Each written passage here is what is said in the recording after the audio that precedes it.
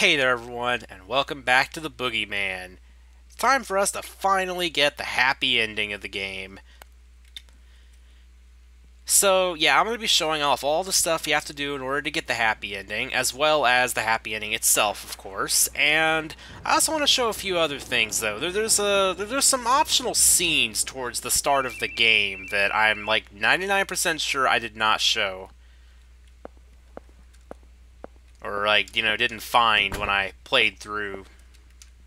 I don't want to say the first time, because, I mean, I did play the game for the first time, like, like, probably a year and a half, 2 years ago, whenever that was. I'm not sure if I found them then.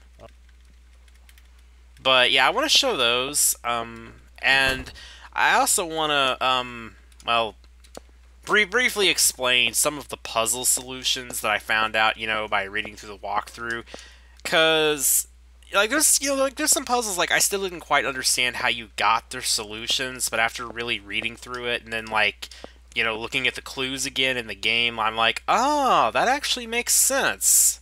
So I'll be clarifying some of those. But anyway, let's just get on to the castle. So yeah, to start off with these optional scenes, first one's in here. Lost again. You're awful at this. It's getting a bit boring. No, you're just too good. Your poker face especially. Yeah, it probably doesn't help that you're grinning or grimacing at every hand. Am I right or what, Helena? It's really quite cute though. Would you like to play Keith? I'll pass. Too bad. I have a feeling you're great at poker. I have a feeling I know why she says that. About playing poker with us, honey. Nah, I'm fine. I just can't win. Glad I'm not betting any money.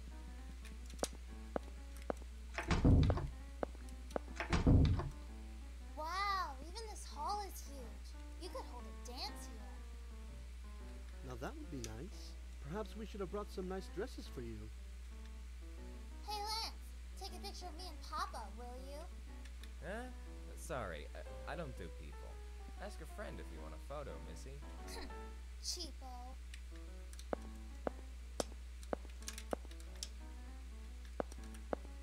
This really is quite the impressive castle. No doubt it'll draw many tourists once it's opened up. Why, I could even see it being used as a movie set.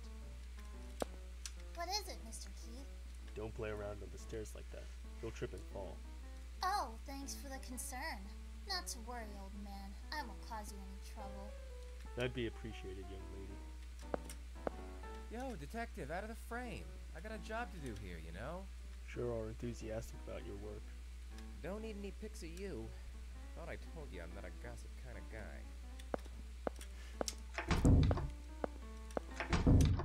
The plan is to tour the castle in the morning, then go around town in the afternoon. The car will be here to pick us up at 1. Ah, so what time does it make lunch? 12 seems good to me. Alright, I'll tell the employees. Oh, Mr. Baring, here's the menu for dinner tonight. Anything that needs changing? Any allergies? My wife won't eat meat. Can you change the main course? Understood. I'll tell the cook. Will she be alright with fish? Sure. And how about dessert? You have your choice of cheesecake, grass jelly, or creme brulee. What kind of cheesecake is it? Rare. She would have liked a baked one. Make it creme brulee then. And tea for after the meal. Chamomile if you can. I'll have the same. Certainly, sir. You know your wife's tastes so well. Personally, I'm so forgetful. The other day, I brought some Casablancas home for her, and she told me she hated them. Just have to remember every little detail for next time. Absolutely. Hi, Mr. Baring. Are you enjoying yourself? Take a look anywhere. I don't mind. I know. It's a terribly large place. Got that right. Oh, that's it. Alright then. It's nice that they have these little scenes you can find at the beginning, though, because outside of the beginning of the game, it's like anytime, any of the characters are ever, like, interacting with one another, it's, they're either in danger or they're all just, like, panicked and stuffed into the safe room, so... Okay, not literally every single time they interact, but it's like... the only time they ever interact under good conditions, really, is at the beginning, so it's nice that there was, like, more of that. But anyway, with that out of the way, let's actually get started toward the good ending. Okay, so the first step to getting the happy ending is, well, you need to get the videotape from the corpse in this room.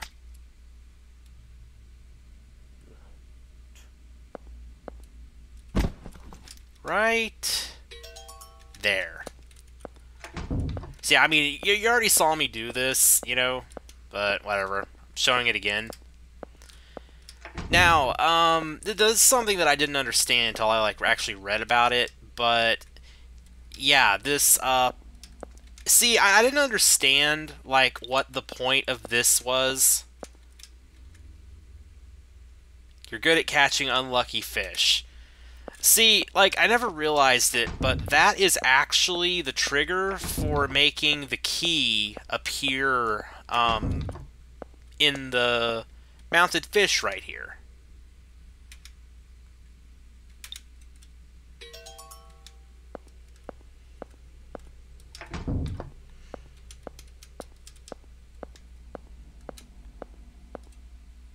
And...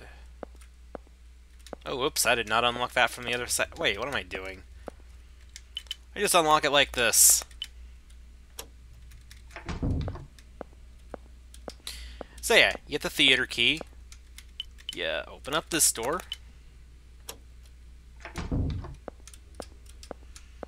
And then we watch the videotape. Granted, we've already seen it. We know what happens.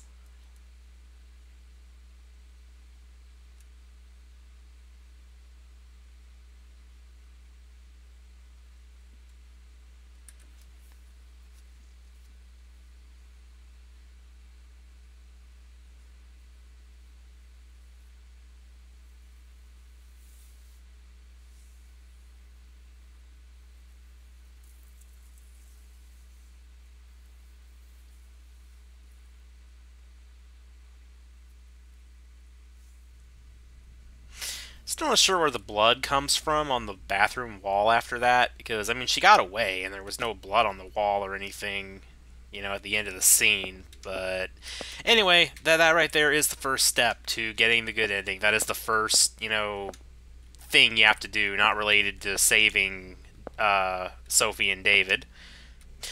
Okay, the second step to getting the happy ending is actually in this room. You know, I always thought there was something suspicious about the portrait over here because it looked like it was being defended. Well, turns out, one of these nights, I believe this one, yes, you can move the statue. Now we can take a look at the portrait.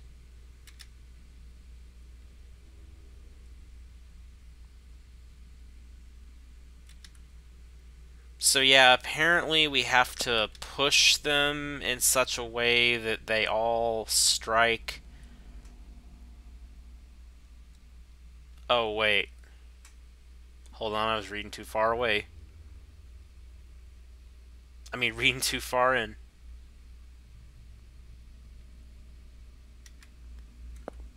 Okay, wait a minute. I'm actually not sure what this is talking about. It says they're...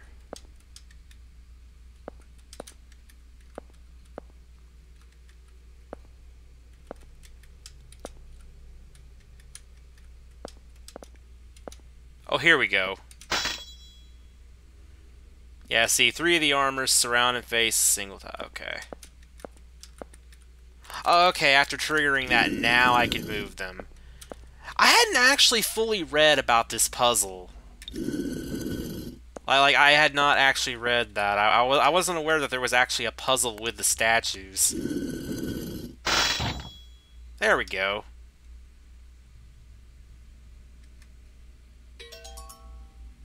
Got the bit key. Oh! Darn it! I kind of skimmed over that before. I hadn't really, like, fully actually, you know, like, thoroughly read that. Like, I knew there was something about statues striking a tile, but I wasn't aware that I had to, like, push them like that. Okay, then. Oh. You know what? I have got to stop doing stupid stuff.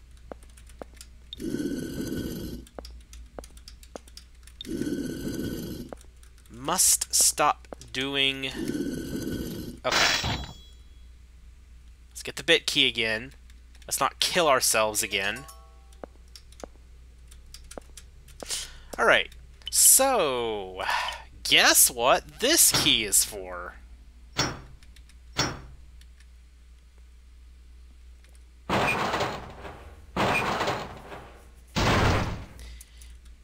Yeah, remember this stupid gate down here that was bugging me throughout the entire playthrough? Oh, first off, let's just grab this, because why not? Okay. Yeah, the bit key is for this thing. I don't even know what a bit key is. What is a bit key? I'll look it up. I've probably seen it, but I just, like, didn't know it was called that. Helena. Keith? Keith, are you okay? Are you hurt? I'm fine. What about you? Keith, Keith. Thank goodness. Thank goodness. Helena, your leg's wounded. Hold on, I'll get over there.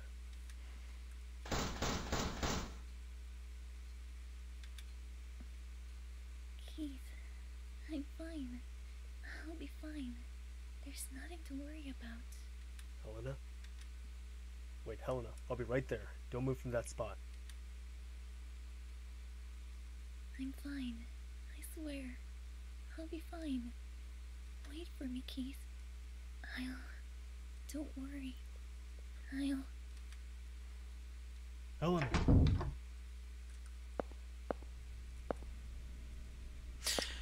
Yeah, you guys might remember this room. I think we could access it through the sewer. I'm not sure. I think it was the sewer, but yeah, we walked in here before, but it was just like an empty cell, and there was, you know, nothing to do. Well, yeah, that's where that led to. I kind of suspected that too.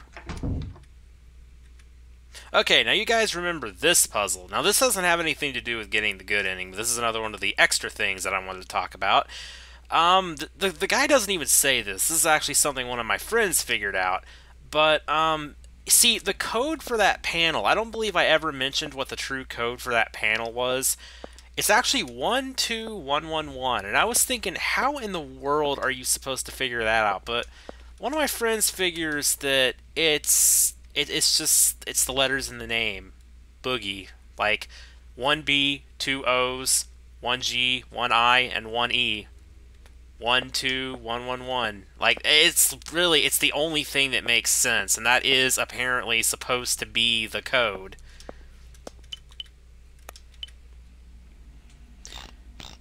So, I guess everything else in this room, all the different names on the floor and all that weird stuff, it's just a red herring, I guess. Like, it's literally not important at all for figuring the puzzle out. I don't know, it's just weird. But what's even weirder is I'm pretty sure the panel doesn't actually have any effect. Unless it actually does. And there's like something it affects like later that I'm not aware of. So yeah, this is actually really weird. Because see, just watch.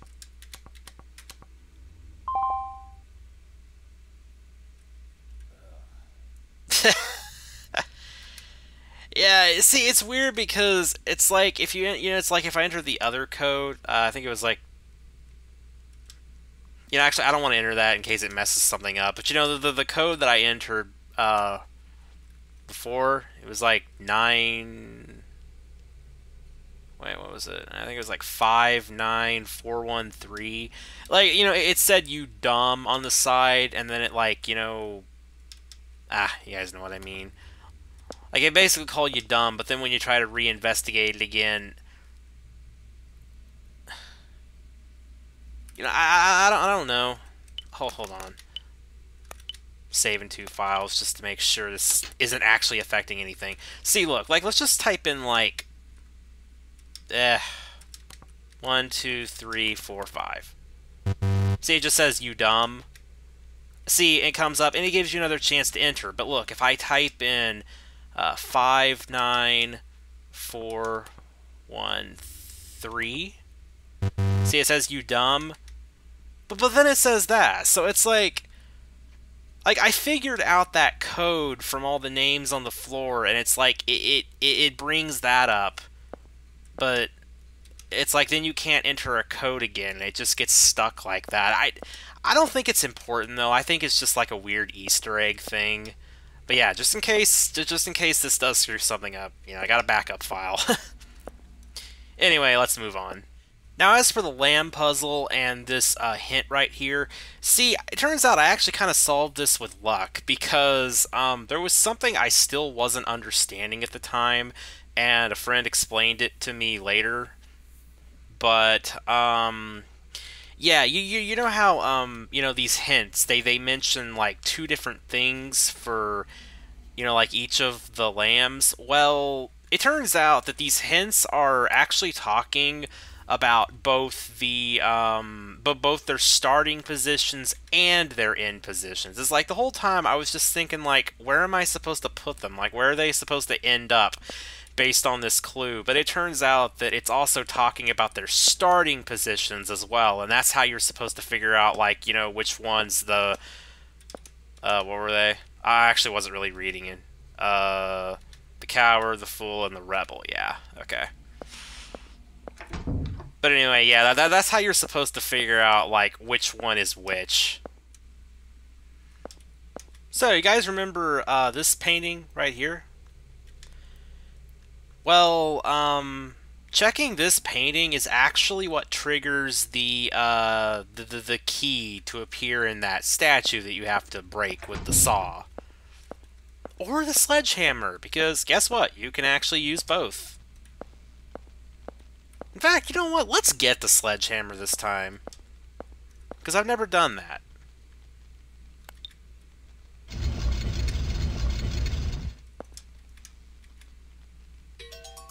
Now, on note of this puzzle, apparently it doesn't matter which one that you choose, so I'm not even sure why there's a choice to begin with. Okay, let's smash this thing with a sledgehammer this time.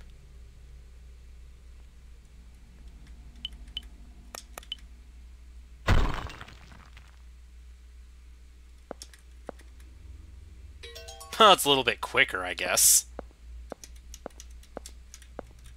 Actually, wait. Oh, I lost a sledgehammer, didn't I? Oh, that was a really weak sledgehammer. Okay, now.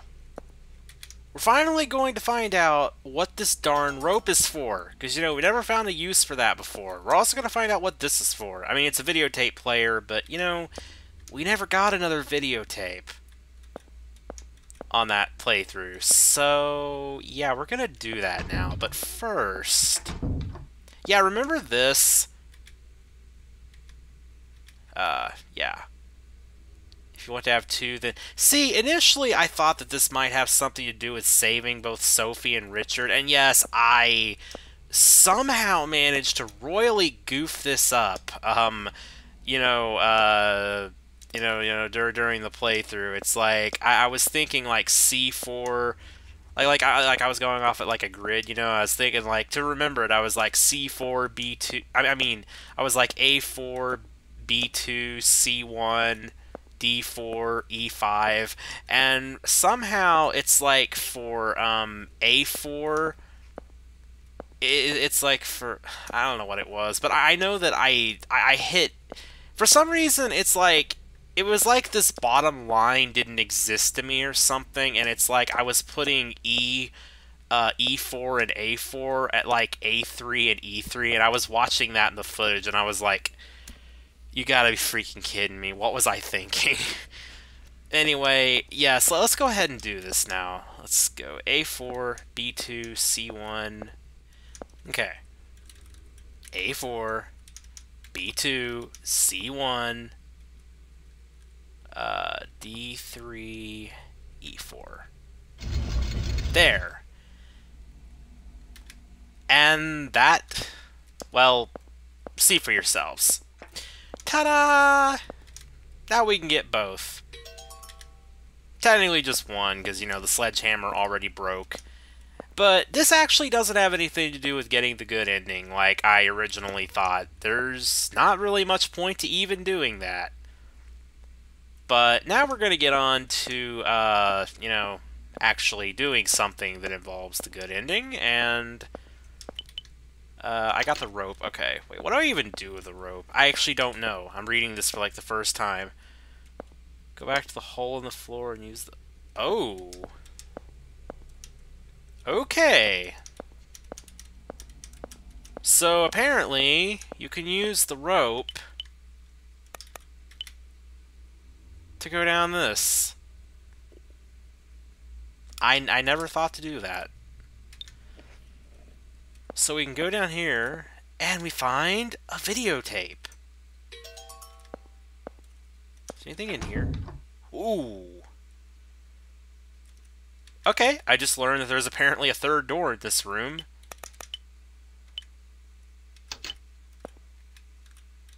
And I can't walk off of it. Okay, that's probably a good thing.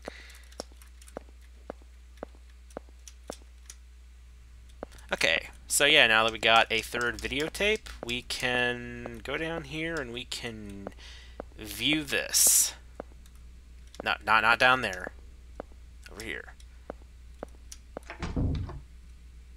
Also, apparently when you find David, if you don't watch this videotape before then, it gets destroyed, so watch it ASAP. And I have no idea what we're about to view.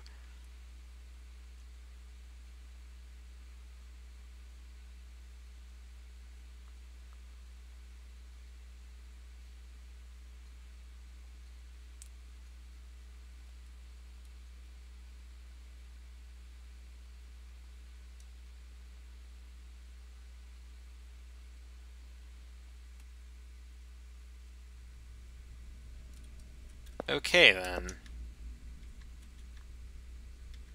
Good thing Helena's really good at getting away from the Boogie Man. Although I'm not exactly sure how viewing these actually changes anything. It's like whether you see this happen in the tapes or not, I mean, it still happened, so I don't like... I don't know. Maybe every time Keith watches one of these things, he just gets angrier and angrier, and it's like, at the end of the game, he's just gonna Hulk smash the boogeyman right in the face or something. Like, maybe that's what changes. I don't even know. Anyway, let's move on. Now, if you're wondering what the saw can actually be used for, well, you can use it to open this quickly.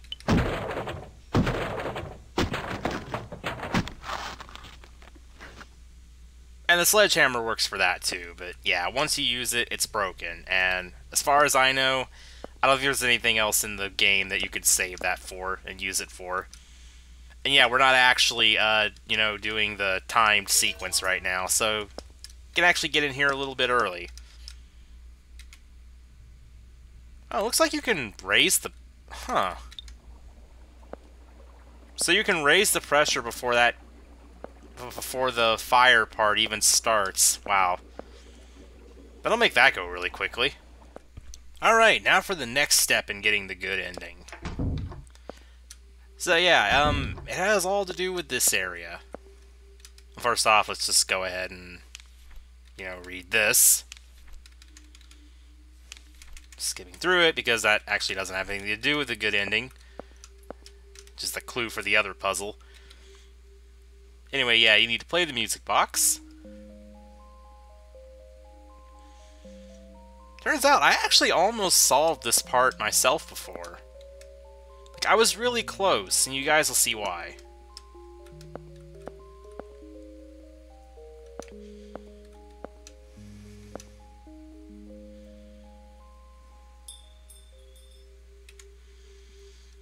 There we go. Let's take the key. And now we... yeah. Not in there. So yeah, remember this room? Well, yeah. You know, I had already figured out that you can use the music box key on the piano. And then you can open the cover.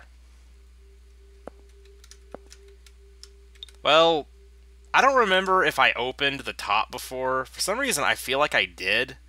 Or maybe I was just thinking that because it said open the cover. Maybe I didn't realize it was only the cover for the keys. I don't know. But yeah, you can open the back of the piano and there's a switch. And the painting opens, revealing, of course, a secret passage. Also, apparently if you don't investigate the corpse in the middle of the room, because, you know, that makes David run out, apparently you can borrow his lighter for something. I guess it's dark in here. David, lend me your lighter. Stay here. Stand by the painting and keep a lookout. Call for me if you see anything strange. Got it. Alright, more new territory. Let's see what this place has in store.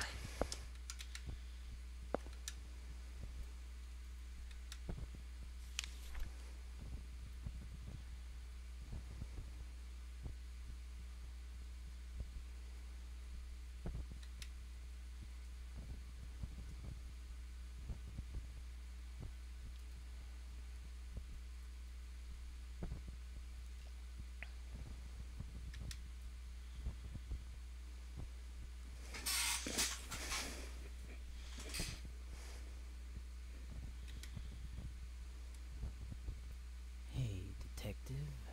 Up to your silly profiling, it seems. Say, why don't I try doing the same? You're always carrying a little box with you. A precious little black box.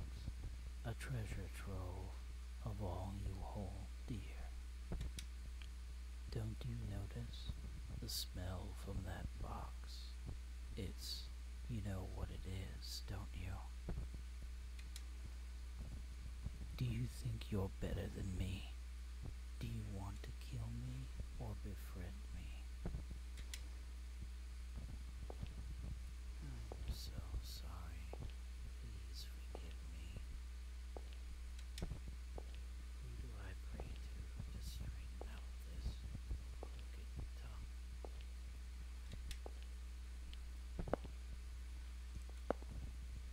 What?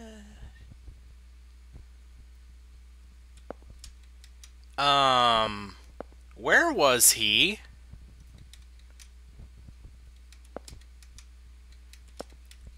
Are there any other passages in this room?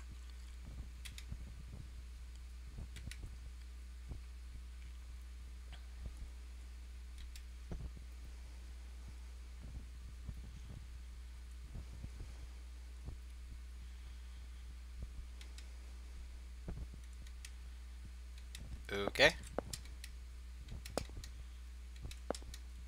Can I take this with me, or... Okay, it just reads through it again. Well, that's apparently all you need to do for this step. Let's see if there's another cutscene when I step outside. Oh, I guess not.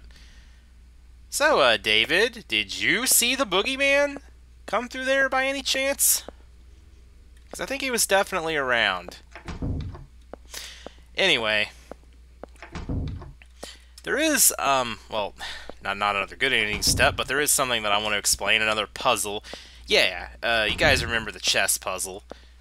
You know, originally I thought that you had to arrange the pieces so that it looked like this. I mean, it makes sense, right? You know, it's like I thought that was the key to solving it. Well, it turns out the actual key to solving that puzzle was this. Yeah, until they are ready to begin the battle, lined up in their camp behind the battleground. See, yeah.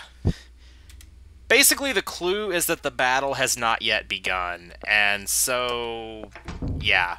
That's why you have to line all the pieces up on each side. It's because they haven't actually gone to battle yet.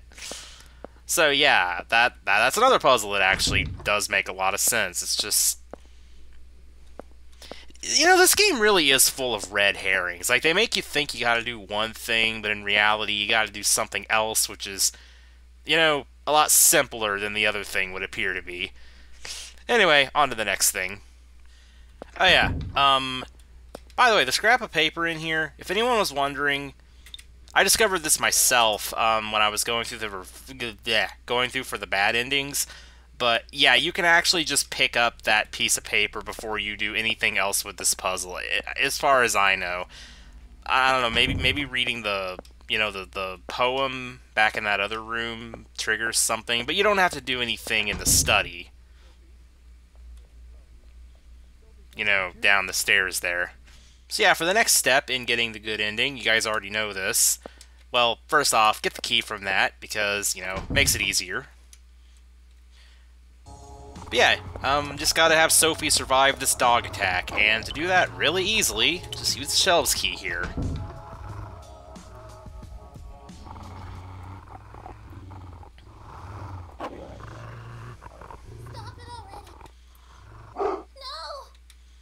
And then, Keith to the rescue. Oh, no, wait, right, that doesn't happen in this ending. Not ending, I mean during this scenario. It's the Sandman that puts them all to sleep. At least, I would assume it's the Sandman. I mean, it's the only thing that makes sense. What? Alright, so, next part of getting the good ending, and actually the last thing you need to do for the good ending, aside from, saving David, obviously. Well, there's something we gotta do in here. You know what's weird, about this is, in the recorded playthrough, I did this part a lot earlier in the game, but, during my, bad ending playthrough, I tried doing this earlier, but it wouldn't let me, so I almost wonder if it was a glitch that I was able to do it earlier, because I don't remember when I did it in the bad ending, the bad ending run-through, but I know that when I tried, it's like, I know David was with me, and it's like when I tried to, climb over the wall, it just said, like, ... and stuff, like it wasn't allowing me to do anything, so I don't know. Like, I'm guessing you're not actually supposed to do this until this point in the game. But anyway. Actually, I don't know if finding this is important for anything, but let's go ahead and do it anyway.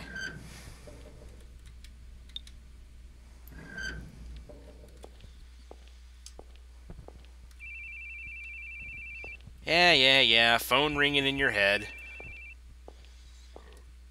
Okay, I want to save. I hope I haven't already screwed this up.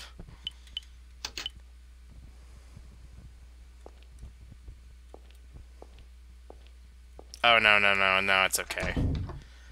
This part sounds like it might be the most complicated step.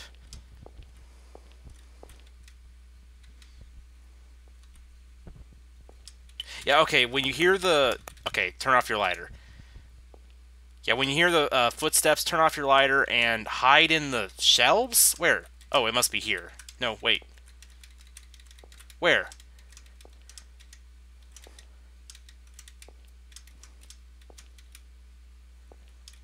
Oh, you have to hide right there, okay.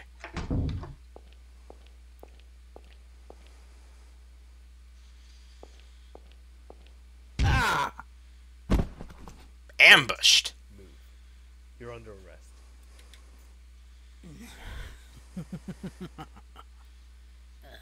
Your wifey's got a good butt on her. Really makes me want to chase after her. Where is she? Where? Ah, detective. How careless. Trying to take me on in such close quarters. What is that? Oh, it was a taser. I hate to say such a rude thing to a detective, but not really. Dummy.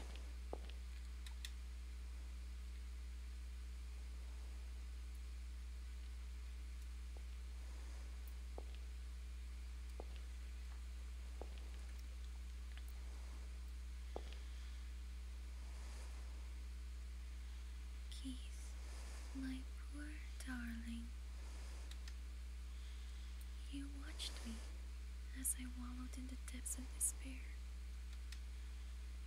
And there you stood, with your back against the edge.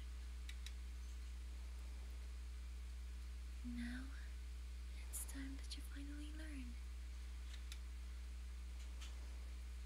You need pride. You need peace. So go ahead. Take it all. But don't you see? In the end, there will be nothing. So wait, is that Helena? Or Helena? I don't think that's Helena.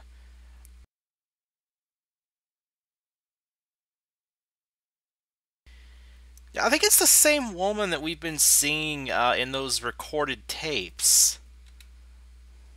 Left of you.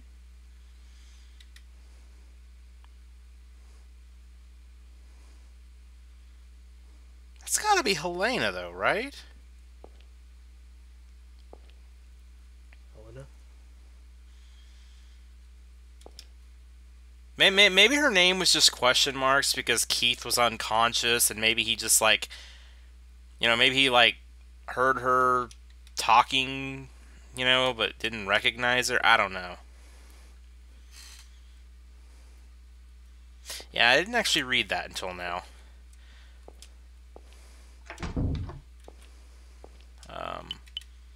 I guess I can turn the lighter back on now. There should be a... There we go.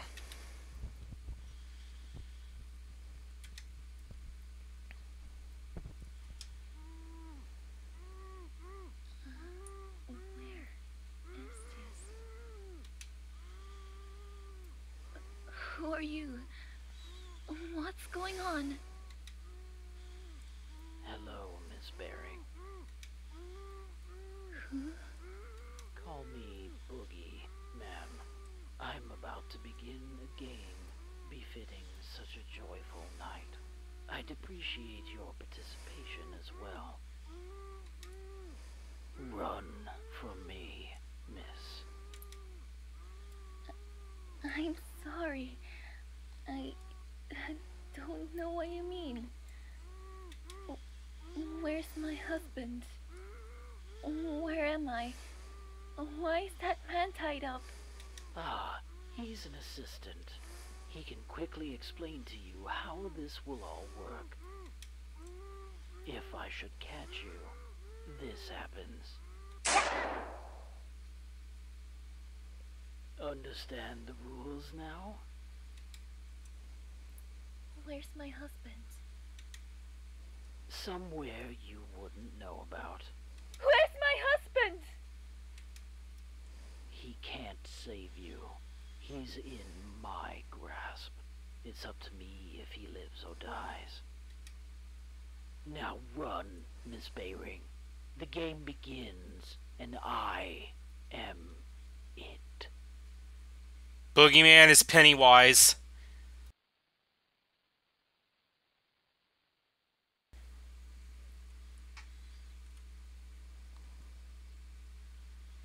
So, I was on the inside of the cell.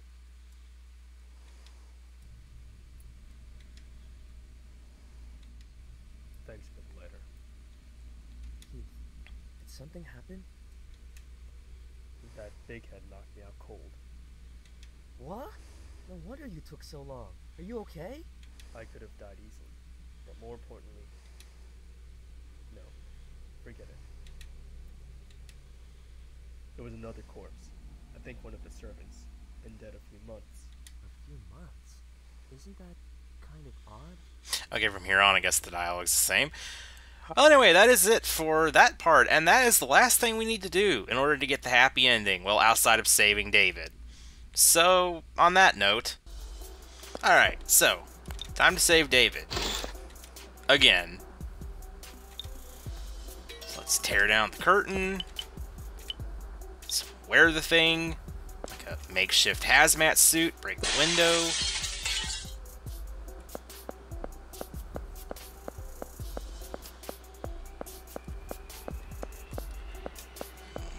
Climb over this drum. Even though it looks like he just walks around the drum.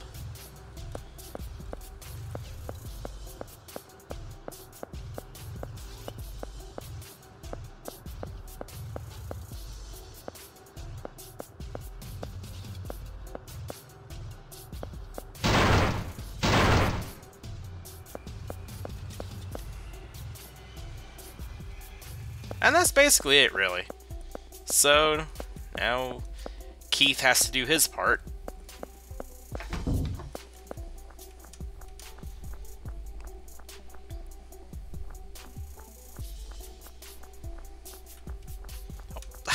Where am I going?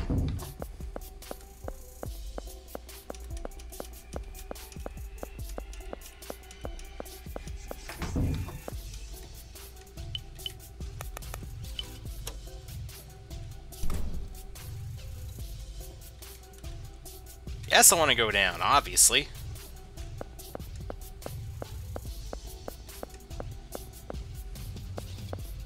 Let's go in here and grab the towel.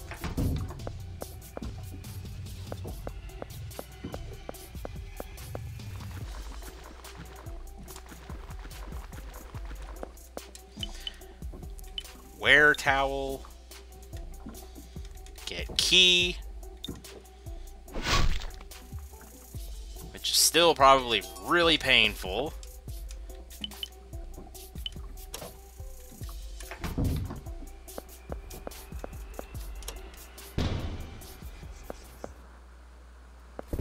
And there we go. David is saved.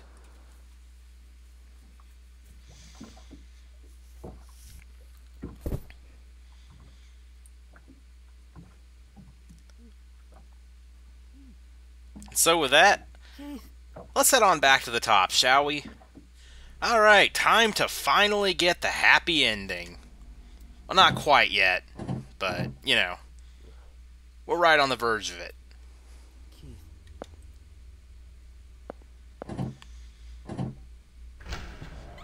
Now, there is some new stuff that we're going to need to do in here.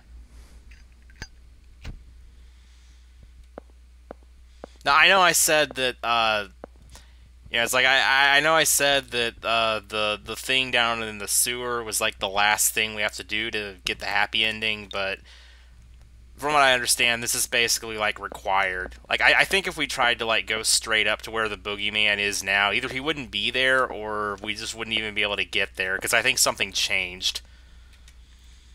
And yes, we'll finally be opening this pretty soon.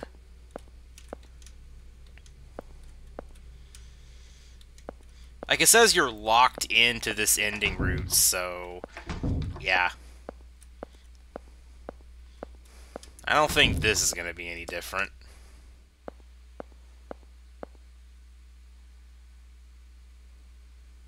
Oh, this is different.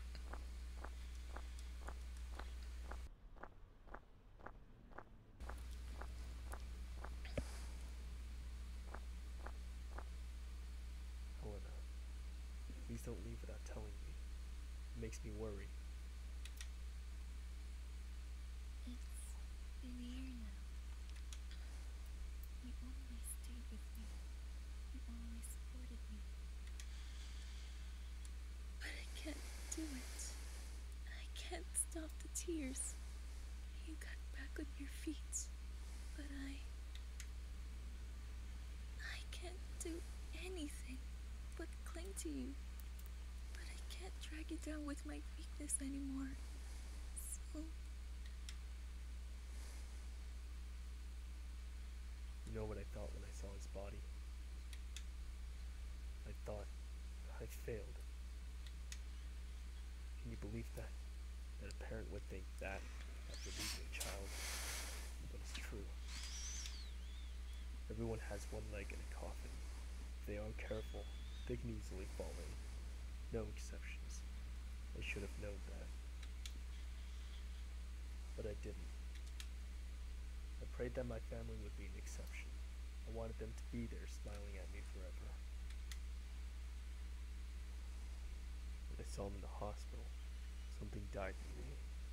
I wanted to kill the one who took my son from me. And you know, Some people smile about the deaths of others. I lost all hesitation to punish those people. I thought if they were gone, it would all end. But it'll never end. I still hear someone scoffing at me, saying, "You couldn't even protect your own son." It's not your fault. That's what they all say. No! It's what I really think. Then what should I have done? I always felt like such a clown. He died while I was out running around, trying to save others, so the audience just points at me and laughs. I didn't know anything anymore. Why I smiled, why I cried, why I got angry. I forgot how I even expressed those things. Even when I saw him dead, I didn't cry. Now it's just you. You're all I have left. I'll keep praying for a sunny day. And until then, I'll be your umbrella. Who will keep you from getting wet? I don't care if I get wet. Helena, if you give up on me someday, I want you to just forget about me. But please, for my sake, don't leave me alone.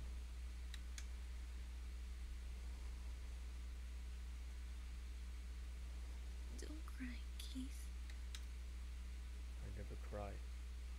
No, you're crying. You've always been crying. I'm sorry for pushing my complaints on you. I'll get stronger so I can protect you. Whatever happens, you're someone I never want to lose.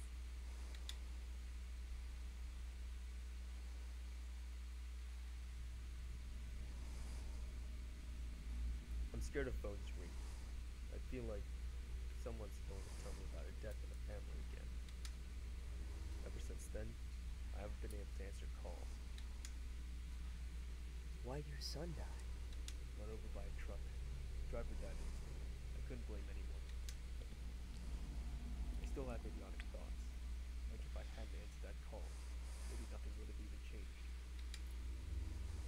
If I'd had been with him, maybe he'd still be alive. It's completely stupid. It changed nothing. What could I have done? Sorry for grabbing you. I was just confused. Let's go.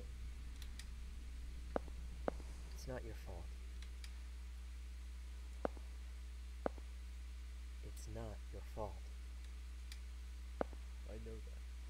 No, you don't understand. You're clever, so you're trying to fool yourself, saying, "It's not my fault," to convince yourself of that. But you can't fully deceive yourself. Deep in your heart, you still blame yourself. So you desperately try to protect everyone, even people you just met. Protecting people as a detective lets you make up for it. You can replace your guilt with pride and a sense of duty. But that isn't going to save you. Even if you only protect what you really feel is important, no one will blame you for it. Don't act like you know so much. I'm only doing what I should be doing. And you're deceiving yourself with it. You're wrong. I'm not wrong. Then why's my son dead? It's not your fault. Everyone has things they're powerless to help. So stop lying to yourself, please. Just forgive yourself.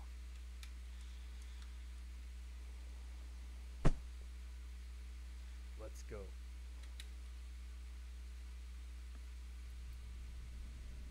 Oh, that was different. I'm not sure if the dialogue in the hospital was different. I was kind of going through that fast, and then I realized things might be a little different, but I think I got the important stuff. Oh, this is new? No, no, that's not new.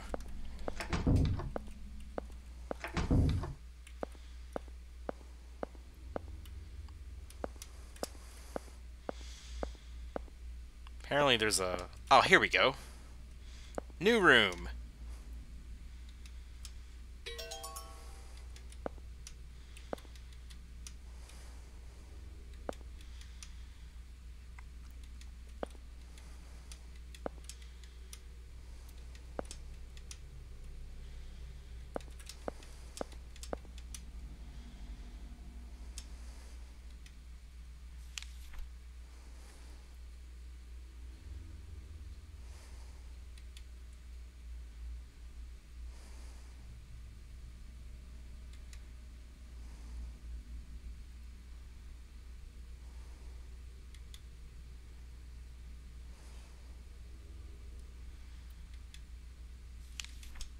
Oh, whoops.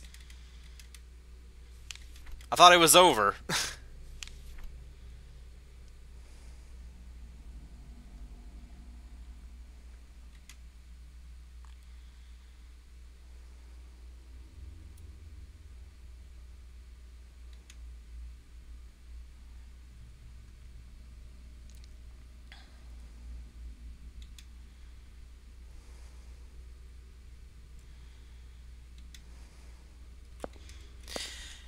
So, oh yeah, it's back this way. So I already know the code, but you're supposed to figure out the secret code from this.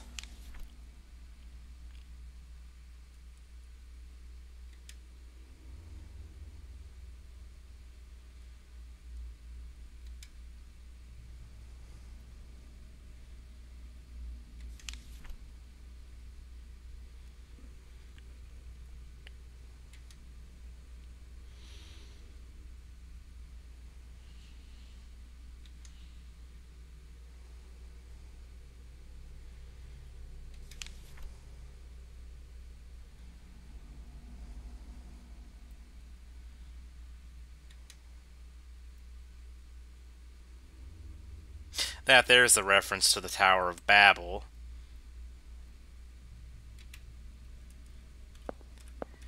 But yeah, the code is 1157. So you're supposed to use the note in this room to figure out which passages correspond with the code.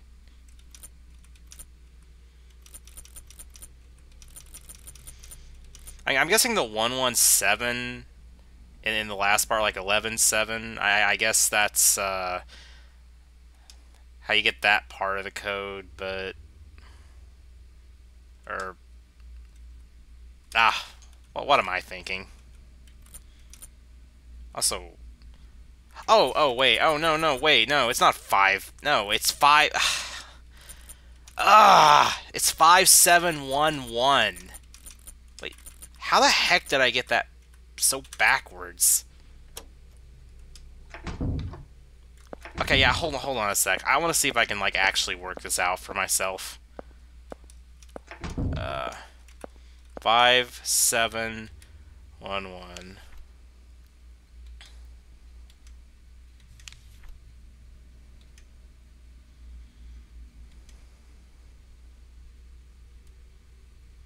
See, that would be the that would be the Noah's Ark passage, so that'd be 7-1.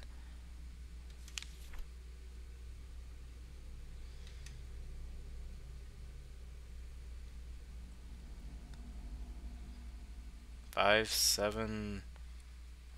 Huh.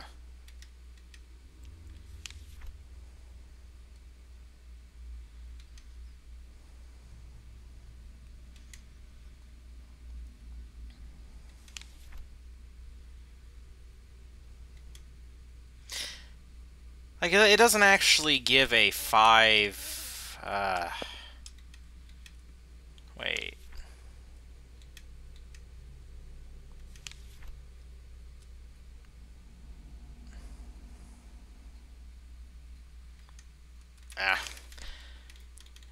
Well, like we know, the code is, yeah. Code is 5711, so... Let's see what we can find in here.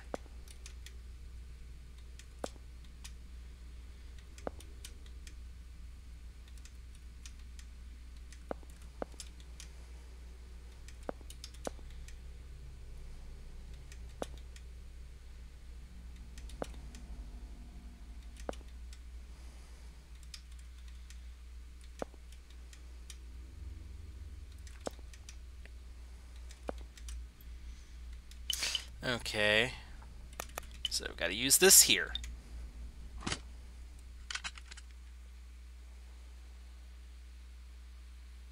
At last, I finally got a hold of you. Oh dear, hurt all over. But what else could I do? You just wouldn't stop running, miss, no matter how much I hurt you. But well, our game of tag's come to a close now. Yes, you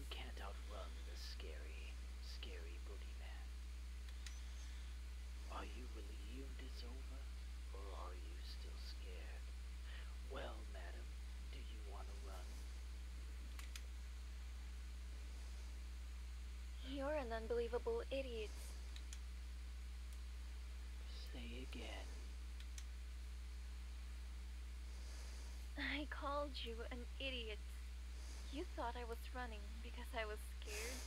You think I'm scared of you? I'm curious to see where this is going. Maybe you've spent too long in your little closet world to understand. You've convinced yourself that women and children are all scared of you. What were you planning once you caught me? Kill me? And then what? You'd go to kill Keith, right? You told me you had Keith in your hands. Whether he'd live or die was up to me. I guess that was true. And all this time you've been foolishly chasing after me. You could never kill him. I'm weak. I can't be as strong as Keith is. But there is something I can do in all my weakness. If I can keep your attention away from Keith by running all the time, I'll run to the ends of the earth. You poor, stupid little Boogie Man. You really are such a child. You just love bullying anyone weaker than you. Go ahead. Have fun in your little world. Call yourself a villain, a monster. But I'll never let you bring my husband into it. Don't you dare lay a hand on him!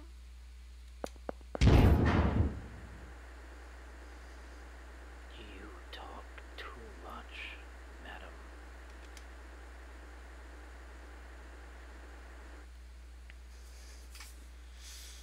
That's terrible. Let's hurry and look for Helena. She must be nearby. Right. Keith? Keith! What are you doing? We have to hurry. Keith, are you listening? Hey, what are you staring at? Are you asleep? Get a grip! Come on!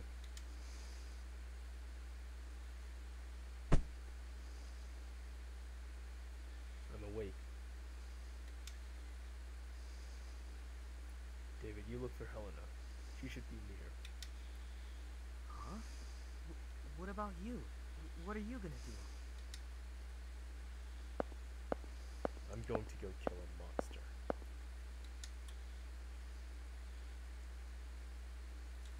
Did Keith just have a realization? Maybe about the identity of the boogeyman? So wait, can I talk to David again? Oh, he's not there. Alright then. Let's go defeat the boogeyman once and for all.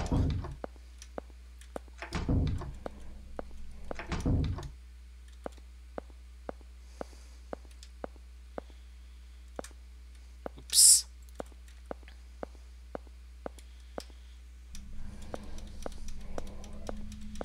Man, I can't wait to find out who the boogeyman actually is.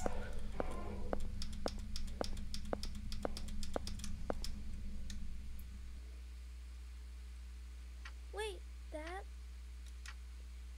Leave the door open and don't turn out the lights in the hall. Why? The boogeyman will come.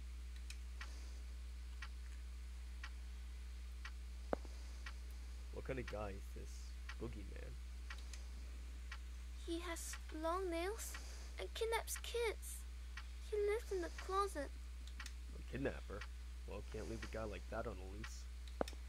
Alright, Dad'll give him a good beating. Hey, Boogie, you in there? What the? Hey, let go. Dad? Dad! It was a little tough, but I got him good. No worries, son. Old Boogie won't come for you anymore. Really? Did I lie? Me and Mom are in the bedroom right there, you know. You still scared? Oh, need your stuffed bunny, do you? Or should I read you a bedtime story? Maybe the ones with the fairies. No way! I'm not a wuss, Dad. I can sleep by myself. That's the spirit. Listen, Tom. If the boogeyman comes to get you again, Dad'll beat him up. I'm not gonna let anyone mess with you or Mom. 'Cause you're a police officer? 'Cause I'm Dad. Good night, son.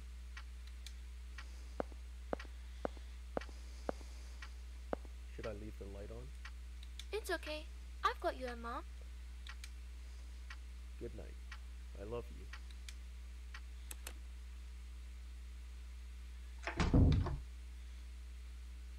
Oh, I guess it's time to really beat up the old boogeyman. Don't blame it on the sunshine. Don't blame it on the moonlight. Don't blame it on the good times. Blame it on the boogie. Who are you? Have you ever thought about it, detective? Thought you have an enemy? Who or what it is, you don't even know. Maybe it doesn't even exist.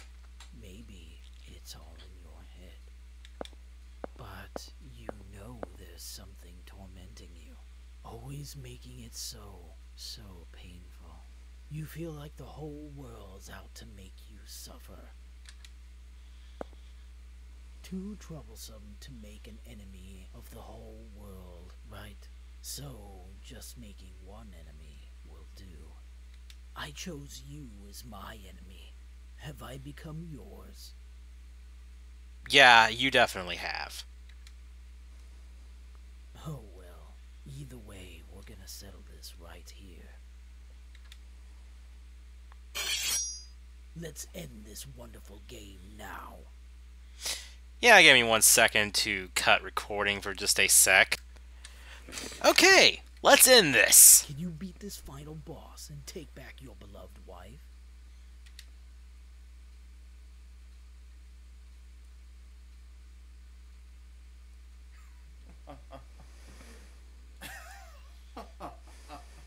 What's so funny?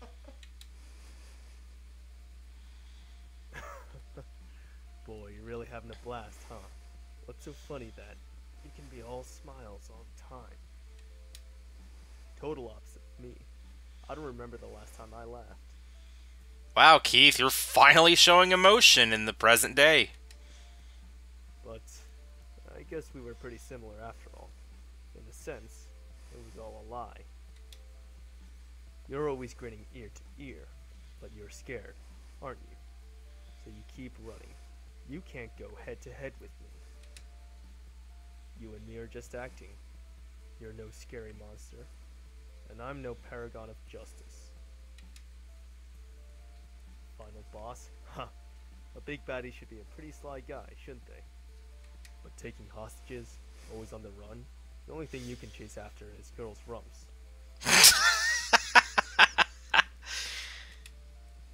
You know, I wasn't planning to do anything with you. As long as the others were safe, I was fine leaving you be. I'd secure your hostages and scram, then just lead you to the local police. But now, it's personal. Because I'm not chasing you. You just keep running from me. What I'm really chasing after. Sorry, but it ain't you. That's right. It's not you. You're my enemy. Spare me the sleep talk. Why would I make my enemy a dunce who just sneaks away? A coward who hides in the closet and threatens kids. And your enemy? Not me either. You've got a lot more enemies. If you go to the slammer, you're gonna be a real popular guy. I can tell. But this is a great chance. No hostages to get in the way. No one watching. So I can do whatever I like with you. Detective, criminal, that doesn't matter now. You've done the #1 thing to get on my bad side. You chased after my wife's rump. So let's make him regret that, shall we? That alone is enough reason for me to beat you down. Don't you think, Boogie?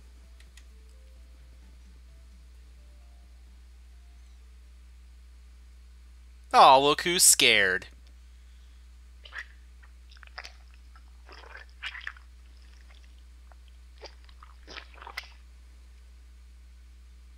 Can't afford to laugh anymore, can you?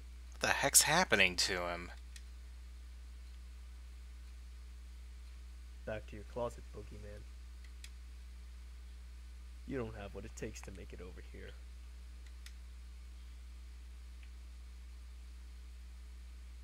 I wonder if this battle's gonna be any different. Let's go ahead and save a third slot, why not? Alright. Wait, what was that? Wait. Wait, did I say press A to taunt? What?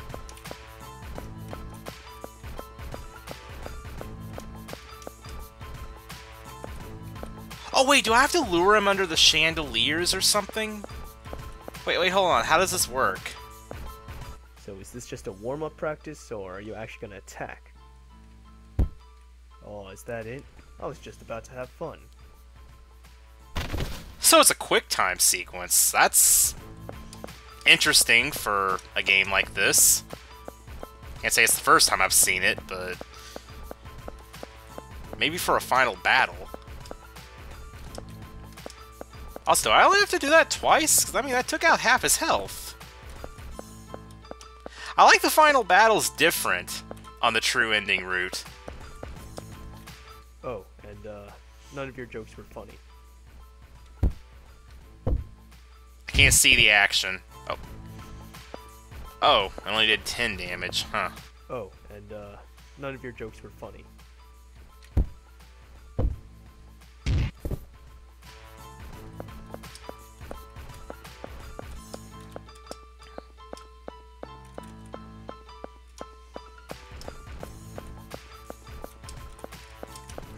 I want to see what happens if I taunt him under the bottom right one.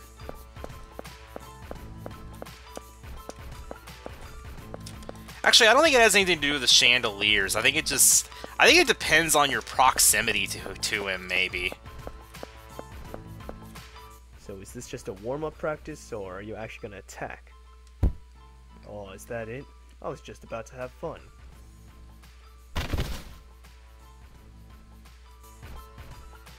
Well, I guess I won.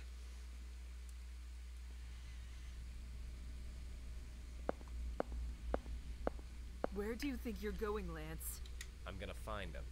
They've been gone way too long. Did you forget what he said? It'll be a burden on him to move around on our own. Well, then after all is said and done, we'll tell him we did just what he said. Of course, you might have all gone stone cold by that time. Don't joke about things like that. Sounds like a joke to you? We got 2, maybe 3 corpses around here? What part of don't you get? Stop, you two. Don't fight. We'll go search together. I'll lead the way. Sophie and Shirley, you hold hands. And Lance, you watch the rear. Papa. You really want to go? Yes, we'll be all right together. And there's something I'm curious about. What's that? This whole incident may just be a great big farce. Wait, does Richard know something about the Boogie Man? What do you mean? Let's be going.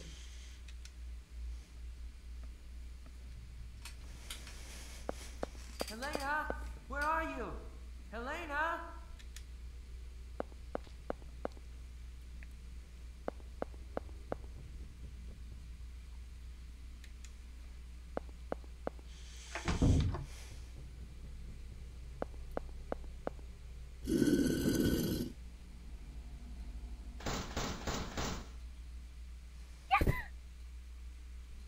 Helena!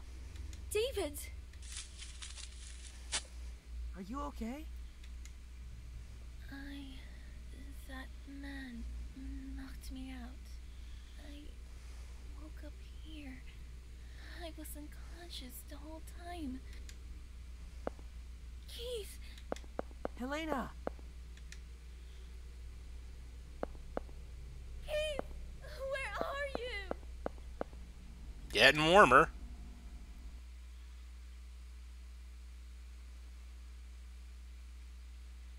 Always on the run, huh? But marijuana addicts can move better than you. What's in that big head of yours? Let's find out.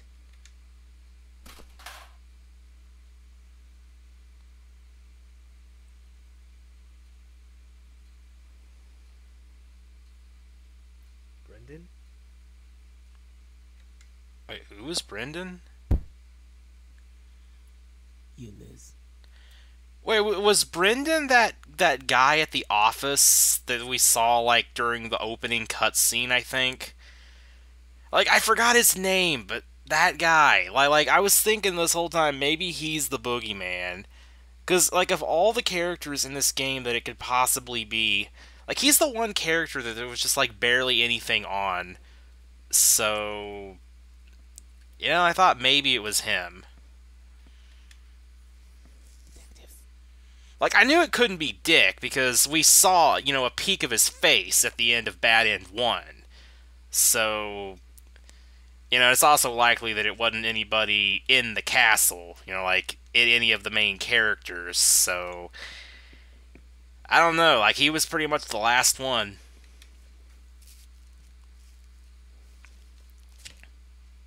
Assuming that's who it actually is. And apparently we got stabbed. You're Brendan? Why? Stop moving around. Keith, Helena. We have to stop the bleeding. Lance!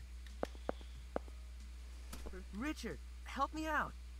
Sophie, find something to tie him with. Keith!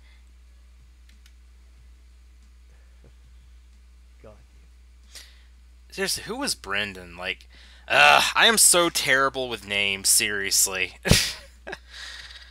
Like, was Brendan one of the people that was, there, like, at the start of the castle?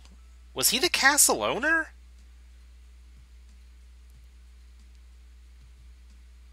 Yeah, I'm gonna have to check some stuff.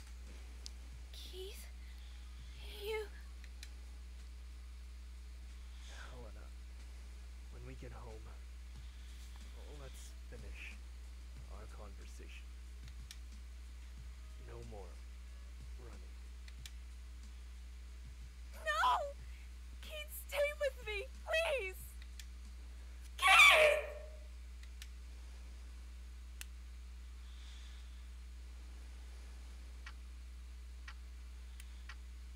The servants and Stevie. 10 people died all told. I'm sure glad to be alive now. Feeling glad to even have air to breathe. Listen, don't you say a word about all this. Especially not to your coworkers. If it takes money to shut your yap, I'll pay any price.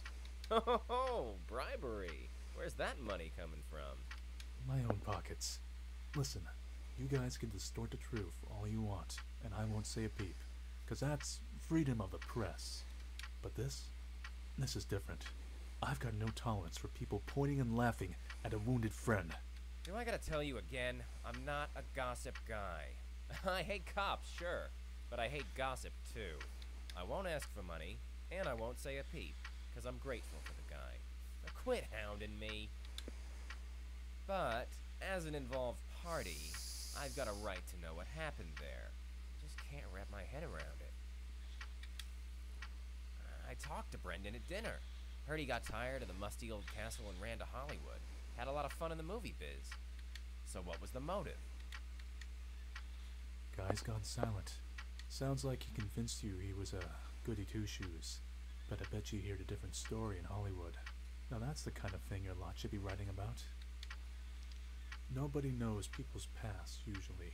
But it's easy to fool you into thinking otherwise with a little acting. And once you know somebody's past, you can lead him by the nose. He tricked you all, and tried to kill you. What a farce. Not sure of the motive yet, but he was pretty systematic about it all. Spent a ton of cash beforehand to check up on all the tour attendees. Even did a background check on me. On you? Why? 'Cause I was going to be on that tour. No wonder I thought he knew me. The hell, so he just researched us? That's the oldest trick in the book for us, saying, I know all about you. It makes you superior to the other person, so you can control them. Then they freak out and have to submit. You knew that tactic well. Seeing right through people without any tricks. That's what makes a real monster, ain't it? In his case, he just used money and connections to dig up people's past and played the part of a monster. But the research wasn't to select candidates, so he just picked randomly. Damn, was he just in it for fun? Now, my turn to ask questions. What you tell me is the only way I can figure out this incident. Give me anything you got. First, Brendan, or Boogie rather, what kind of man was he? How should I say it? I suppose he had no emotion. That's how I saw him. Seriously, I'm kind of annoyed that I don't know who Brendan is. I feel like I should seriously know who this character is. It sounds like it wasn't the guy at the office then. It must have been someone who was there at the beginning of the game. I know, you guys are probably thinking, I've been through this game 3 times. How in the world did I not, remember who Brendan was? Well, the second and third times I gone through the game, I just went through the opening cutscenes, really quickly. Because I kind of wanted to, get through the game and just get the other endings done, so yeah, that's probably why I didn't remember. If Brendan was even mentioned, or was even shown before this, or is he a completely new character who's never been shown until now? Maybe he was there at the start of the castle tour or something. I don't think he was the guy in the study. That was Stevie, wasn't it? Anyway, I'm holding up the ending. Let's continue. He said such terrifying things without a care. He hardly showed any human feelings. He really was like a monster. Keith told me he was a real jester. Jester? Absolutely not. I would have much preferred if he were at least a little silly. He was a very disturbing, terrifying man. He was totally calm as he did awful things. Richard, you seem to have a suspicion he might be Brendan. Why do you think that? When my daughter went missing, and I panicked thinking that man might have taken her, Keith told me something. This was the kind of person who would show corpses as decoration. So if he did take Sophie, he'd show off proof of it, meaning she was still safe. Luckily enough, I didn't see them, but indeed, evidently, there were many dead bodies left around. As Keith said, my daughter hadn't fallen into his grasp. He was correct in his assumption. That made me realize something unusual about what he'd said. Keith said he saw the moment Brendan's neck snapped, and his corpse was quickly dropped into the basement. Oh, Brendan! Oh, Brendan was that guy! The guy that was hanging over the pit in the reception chamber or whatever it was called. Yeah. He was that guy that supposedly, died. He was supposedly the first guy that died at the beginning in that room. Isn't that odd? Why did he quickly put Brendan's corpse out of sight? Why did he treat him differently from the other victims? Because he didn't want you investigating it. He's got some keen insight, I'll give him that. So you suspected this was a farce plotted by Brendan? Wow, that's actually, huh. I mean, it's not unusual for me not to pick up on certain details, but, now that I think about it, I mean, that does make sense. The whole game, the Boogie Man was, he was just leaving corpses all over the place, pretty much in order to scare you and show you what he'd done, and yet that was, the one corpse, quote-unquote, that he just dropped into a pit out of sight. I never really would have thought of that, but now that the game mentions it, that is odd.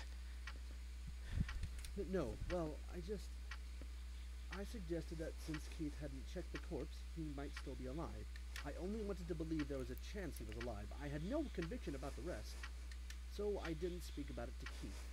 I wouldn't dare risk throwing him off with my amateur opinion, not to mention we didn't know whether his wife was safe.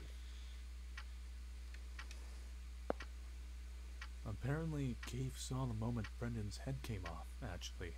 It was just a doll, wasn't it? Or a mannequin or something. Was it a doll? Yeah, probably. Right you are. Packed with neat little blood packs, it seems. Brendan was hung upside down and had his mouth taped up. and it was dark enough to be hard to tell who's who. Just dressing him up the same way made Keith assume it was him.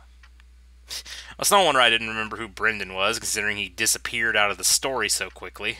On top of all those flashy rave lights, he dropped the corpse down below, so it was impossible to check it closer. And since Keith saw the tour conductor killed right after that, of course, he'd think Brendan was killed too. If I'd said something, maybe this could have been resolved sooner, but I was paralyzed with fear. I was only worried about my daughter, even when Keith was running all over the place for us. Don't worry about it. Keith did all that because he wanted to. That's all. He's deeply glad you're all safe. Now, little lady, can we hear from you too? Hear what? Anything. What you thought. What you noticed. Well, I knew he was a fake, because I've met the real Boogie Man. Sophie, stop it. Not this tale again. Fine, if you say so, Papa. Guess I'm not saying a word. Go ahead, please. Meeting the real Boogie Man sounds pretty juicy. Can you tell me more? Maybe not really met. He just touched my shoulder. But his hand was cold as ice. Right away I knew it wasn't human. That guy's hands were human, though. They had warmth, so I knew he was just a regular guy. So that's how she knew. Huh. So Boogie Man's hands are cold, eh? Tell that to my little squirts. Anything else you noticed? I feel like he might get angry if I say this. I won't. Tell me. That guy had this cold and emotionless air, like you couldn't tell what he was thinking at all. It reminded me of Mr. Keith, a little. You still think that way now? Not even, because Mr. Keith got really mad at me. He was like, "Don't worry your papa ever again." Red paint? On his face? There was nothing like that. It was all red from blood spurt stuff. Really? Keith told me he had a weird paint on a torn paper bag. And one more thing. Did you see any red graffiti in the castle? Or any monsters? Hear any phones ringing? No, I didn't. Mr. Hoover, you're colorblind, if I recall. Maybe you just couldn't see the thing. Yeah, but it's white and pink I get mixed up. I can see red just fine. Well, and you, miss? I saw quite a bit of the castle, but none of that. Did you hear that from the others? So only Keith was able to see that. Don't get me wrong. I don't think you're lying. The others said they saw nothing too. But then, that makes Keith the one talking nonsense. I don't think Keith is necessarily lying. What do you mean? Because people don't always see the same things you do.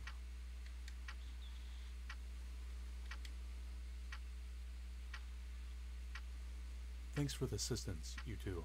Sorry about calling you in 2 weeks after the fact. Is not everything settled yet? The police there are in the middle of their investigation. My role is just to assist. I'm gonna report your testimonies to them, and that's that. I'll be off now. Eric, take them to the entrance.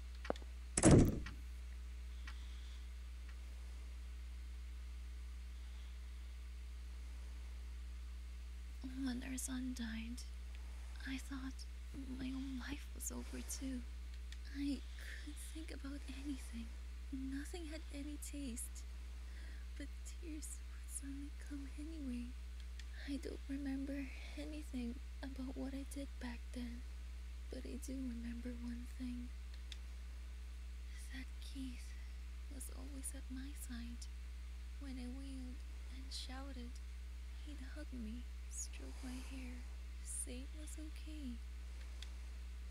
Eventually, I adjusted to life without our son. I found I could laugh again. But when I got my own emotions back, I realized Keith had stopped laughing. I had been broken, and so had Keith. Over time, I was able to heal, but he didn't.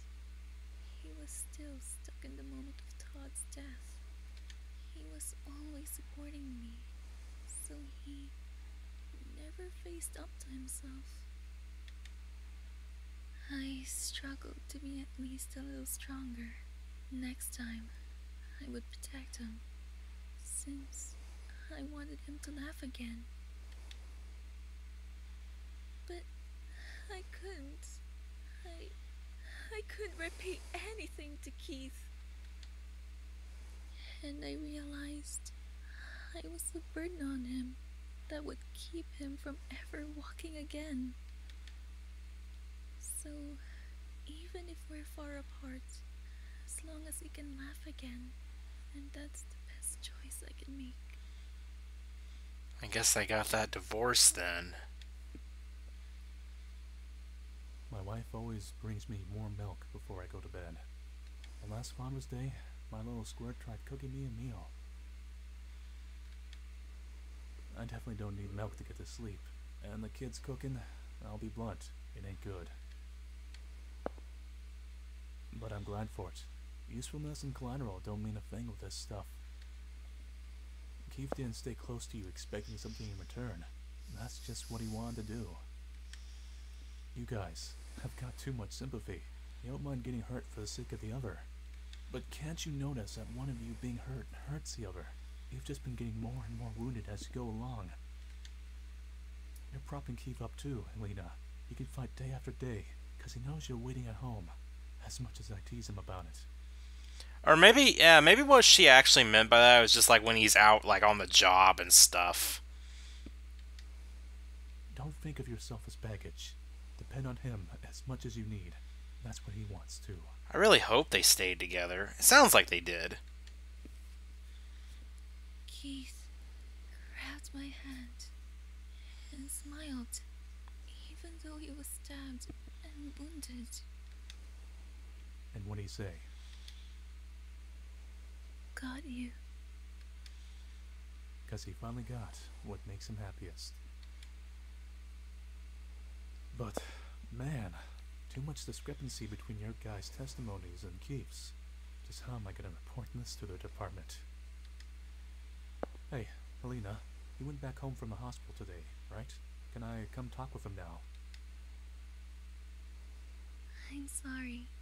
Before he goes back home, there's a place he's going to visit. And I'm planning to head there myself.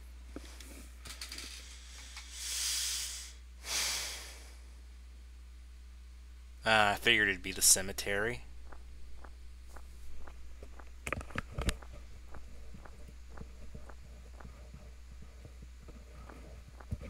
Keith.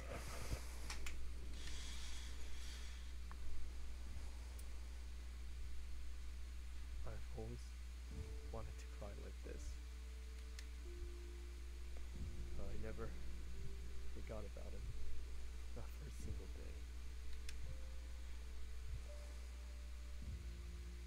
Ever since he died, I was scared. I felt like even the slightest sign of weakness would make it all crumble. I acted like I felt nothing, like nothing disturbed me. I thought then I might be able to fool everyone, even myself. It was so stupid. I was broken a long time ago. It was all garbage, but I acted like a champion of justice. It always felt off. Whoever I was working for, I never felt repaid. And I saw you were safe, and you came up to me. Finally, I felt happy again. Acting strong just made me weak. It was pointless. I would never forgive his father staying broken forever, because I promised I'd protect his mom. I'll take off the blindfold. I'm gonna laugh, even if it's at a stupid TV show. If I'm pissed, I'll get mad. And if I'm sad, I'll cry. First, I guess there'll have to be counseling. There's something seriously wrong with my head, seems like. It's gonna be a busy time. But it's gonna be so busy, I won't be able to do it alone. Helena, I don't think I can deal with just being a good loser. I want a chance. Let me chase after you. Let me get down on my knees. You're the only one I want waiting for me. There's no need for a chance. Didn't I tell you? Divorce or decide. I've decided. Haven't you too?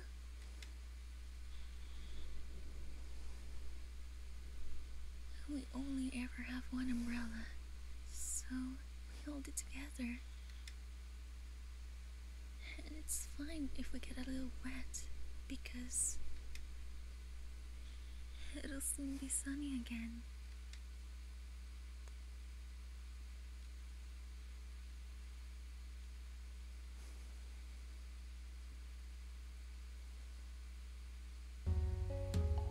Well, I would say that definitely qualifies as a mostly happy ending. A little bittersweet. But that's kind of, you know, expected of these games.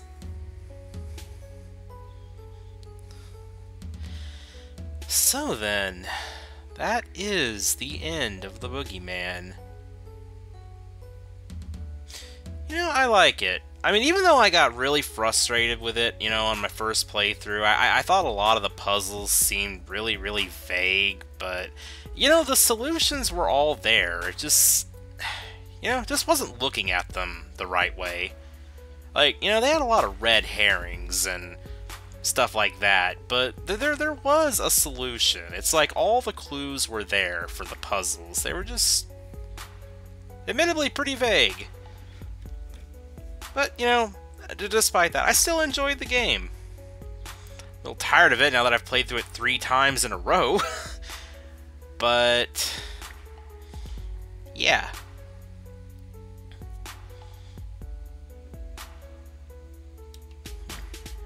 Don't really know what else to say.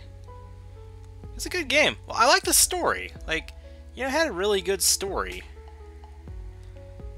I don't remember too much of how the story was presented in The Crooked Man, but I would guess the story in this game is probably better than The Crooked Man and The Sandman. Even though this is all like this is all part of like one huge continuous story, though, I think. Like, they're not really like directly connected story-wise, but you know, all the characters are in all the different games, it seems, and I just feel like this is all like leading up to some kind of really big conclusion, probably.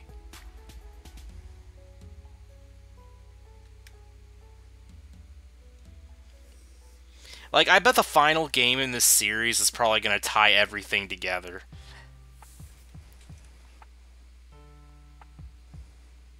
Oh, that I have.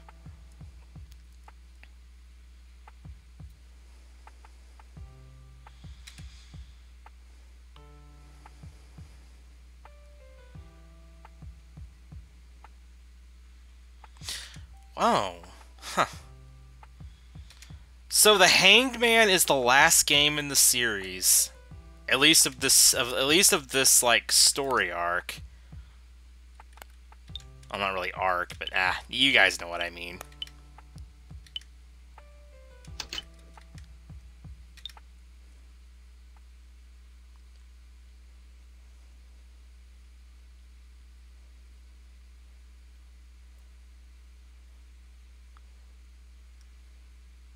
Is this like a trailer for the game or something? Oh no, this is the trailer for... Oh no, this is the trailer of The Hanged Man. Because I've seen this trailer on YouTube. Yeah, it's a live action trailer thing. It's definitely not what I expected.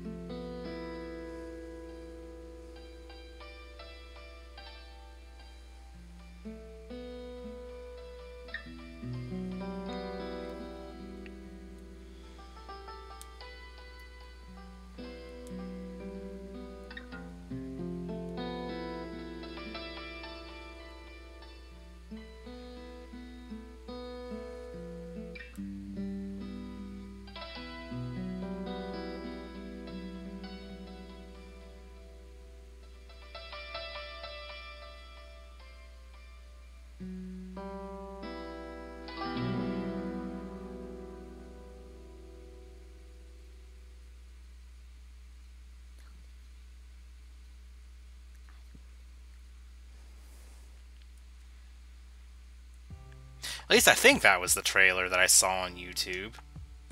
Also, hello, who are you? Oh, hey, that was the,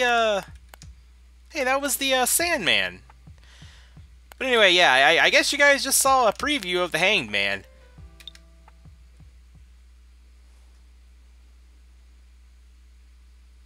How many times have we come here again? Oh, 5, I think. Ugh, I can't stand it. We've told them the same story over and over. There's gonna be rumors at school about Sophie frequenting the police station. Now, Sophie, don't complain. The police are doing their best. And it's been a month now. This must be the last time. I'm sure of it. Does my princess require a beverage to quell her temper? What shall it be, your majesty? Orange juice. Very well. I'll go buy some. Thanks.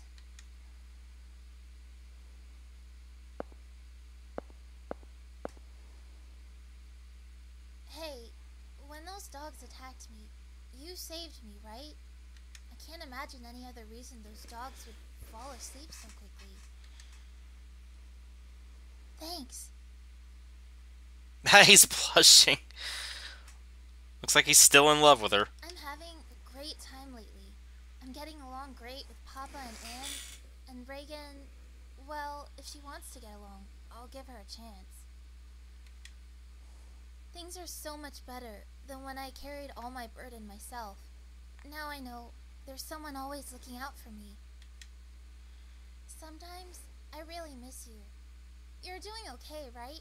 How about the other fairies? You know,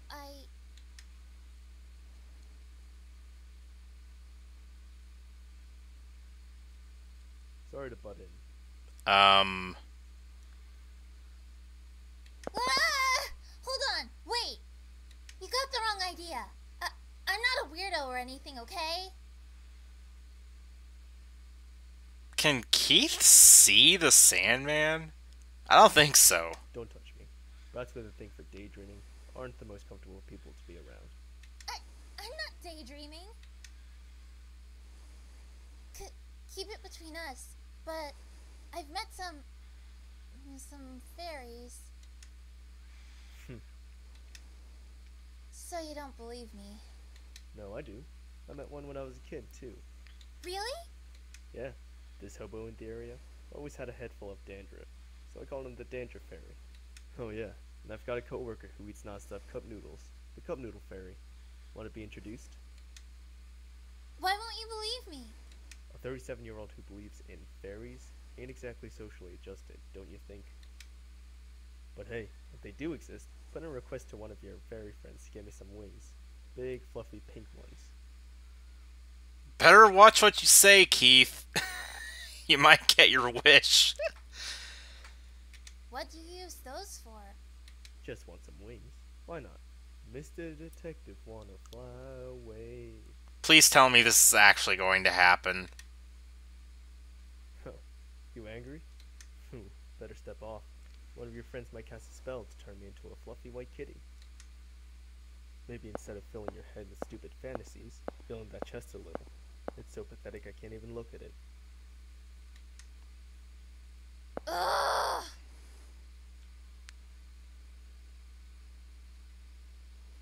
What's wrong? Haven't been able to sleep since last night, even though I'm sleepy. It's weird. It's because the Sandman's mad at him. Did you take any medicine? Yep. Anxiolytics. Sleeping pills. Guess they're not working. Let's talk to each other then.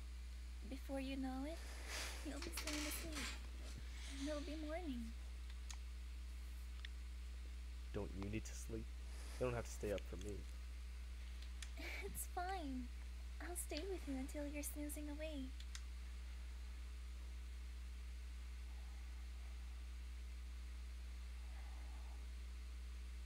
Maybe some exercise would have been better.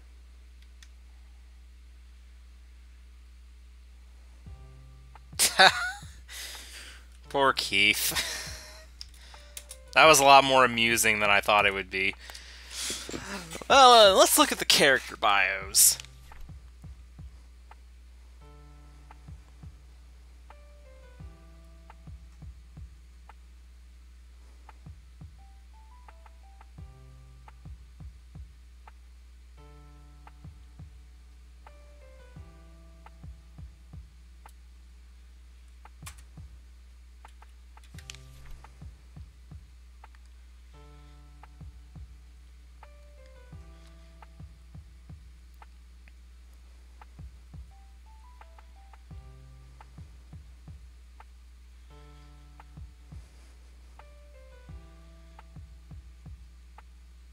Oh, so she's not a vegetarian?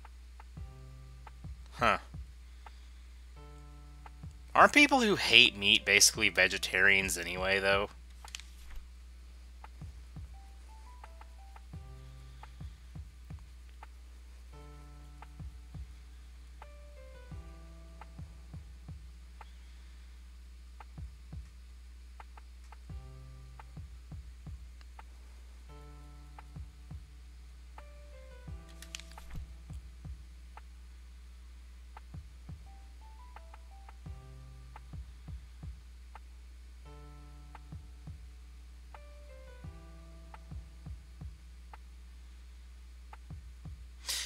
Yeah, definitely cheekier.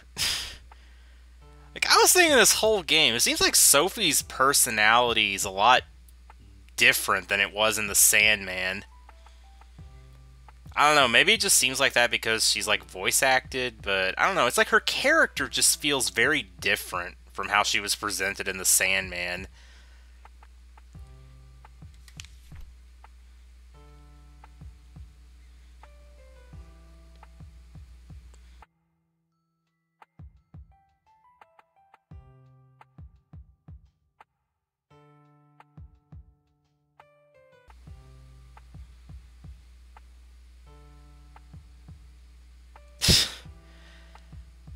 Well, good thing he didn't do that.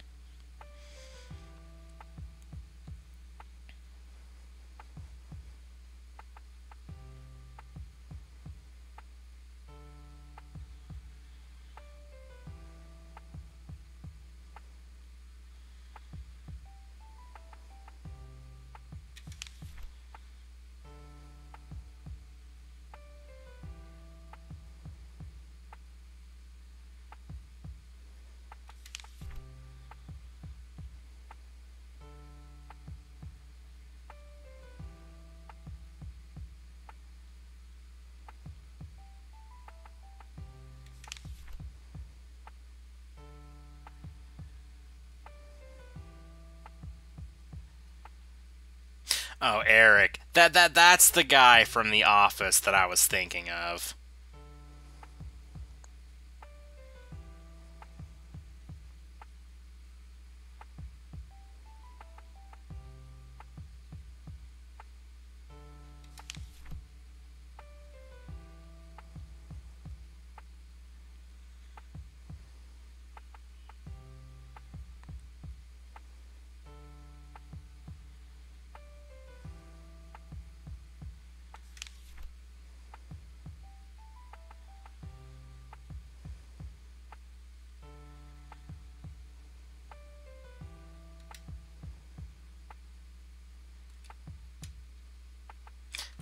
Hello, Sandman.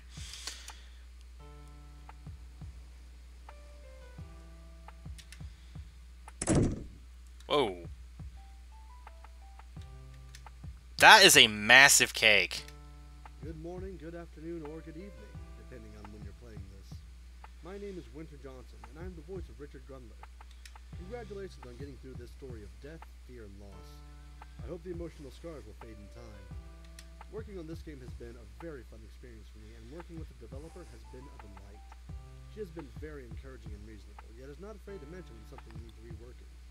Seeing the story grow and watching these characters develop and change and fight and die has been fascinating to watch. As an actor, I am so happy to have been given the opportunity to help bring the story to life. I hope you enjoyed playing the game as much as I did acting in it.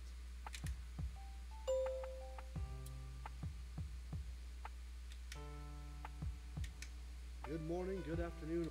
I say the same thing. Okay. I guess everybody has one chain of dialogue. Hi, I'm Chocolate. I do the voice of Sophie. I'm really glad I got to be in this game, especially that I got to play Sophie. I really related to her story in The Sandman, so it's just really awesome that I'm doing her voice, you know? I'm also working on a game, though it has a long way to go before it's finished.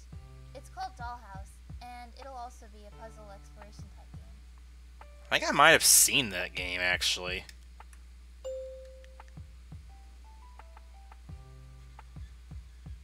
Oh, so that's who did that. Well, yeah, it did sound like the same voice, though, now that I think about it. Hello, I'm Manly Badassuro, the voice of Dick Anderson.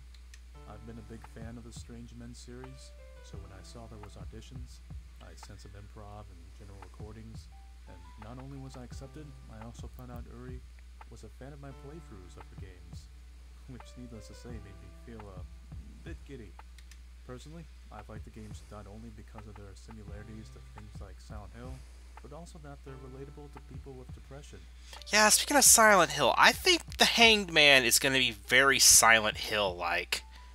Whether or not you're an adult or a young person, I think dark times in your life can really change your perspective on the world, and sometimes this makes you a crooked man.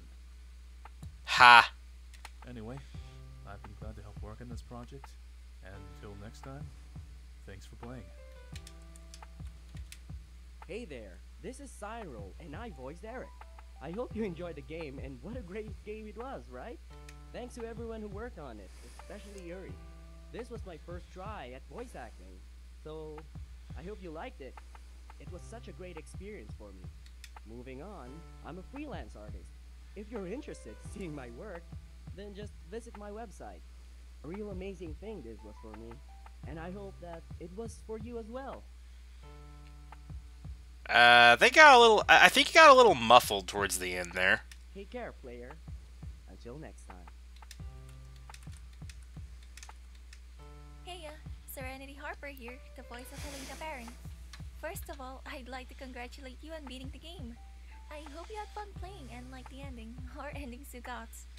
It's been a great pleasure and an honor to work on this project alongside everyone.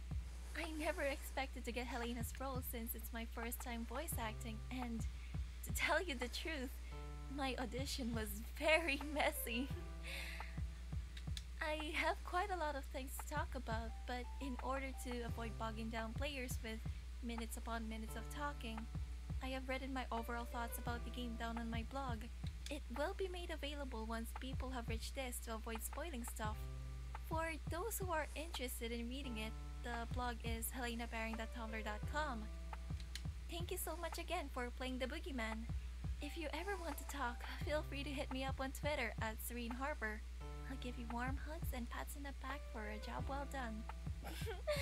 Alright, that sounds weird. Right. Yes, it does. Anyways, take care always and catch you later. Hey there. I was actually thinking about saying I'm not actually the voice actor of Toad, but in the end, nah.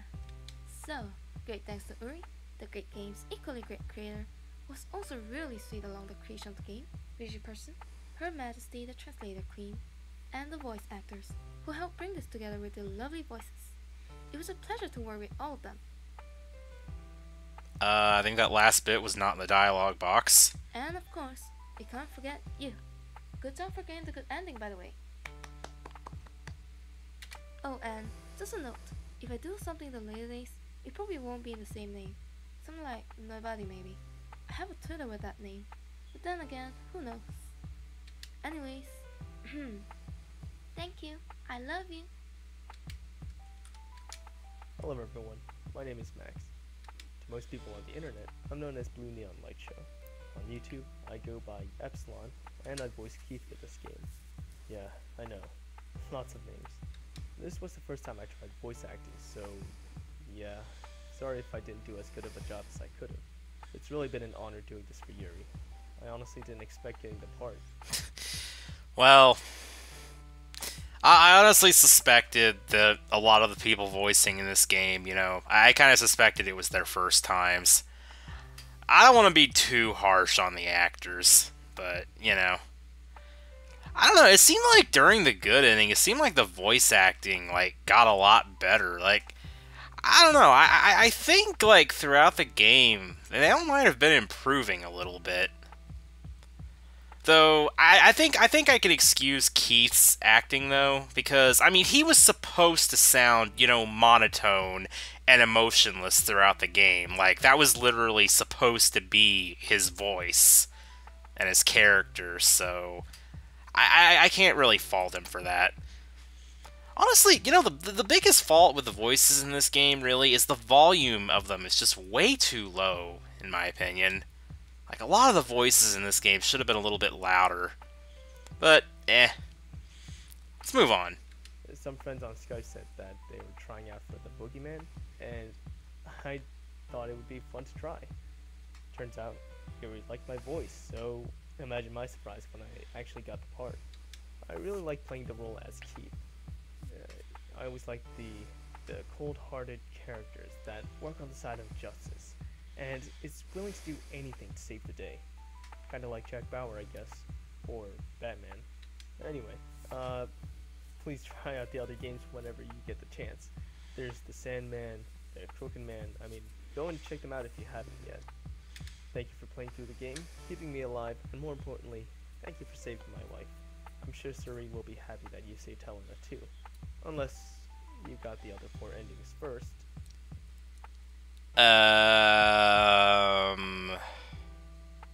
Then, anyway, feel free to talk to any of us. We all have Skype. Mine is neon.l.show. I should probably stop talking now. Congratulations, and good night.